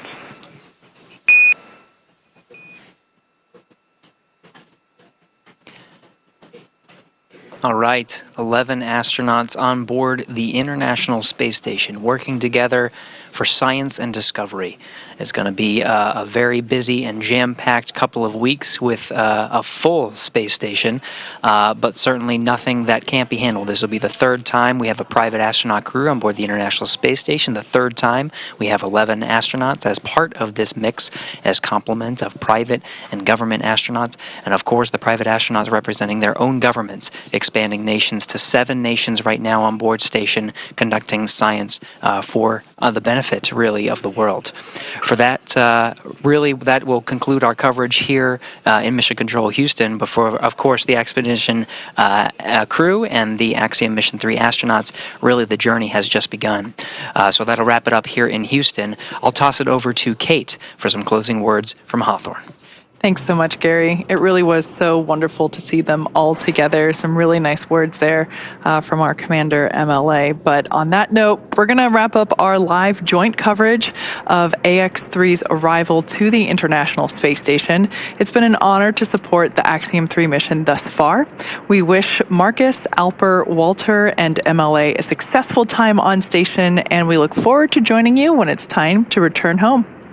Yeah, Kate, from launch to docking, it has been an absolute pleasure sharing this desk with you again, so thank you. Over the course of the crew's time on station, we will be producing mission updates from Axiom's Space Station Development Facility, with Commander Lopez Alegria sharing highlights and special moments with Walter, Alper, and Marcus. So please be sure to visit axiomspace.com and follow the Axiom social media channels for real-time updates. And with that, on behalf of SpaceX, Axiom Space, and NASA, thank you all for tuning in to watch from wherever you're watching from. With that, good morning, good evening, or good night.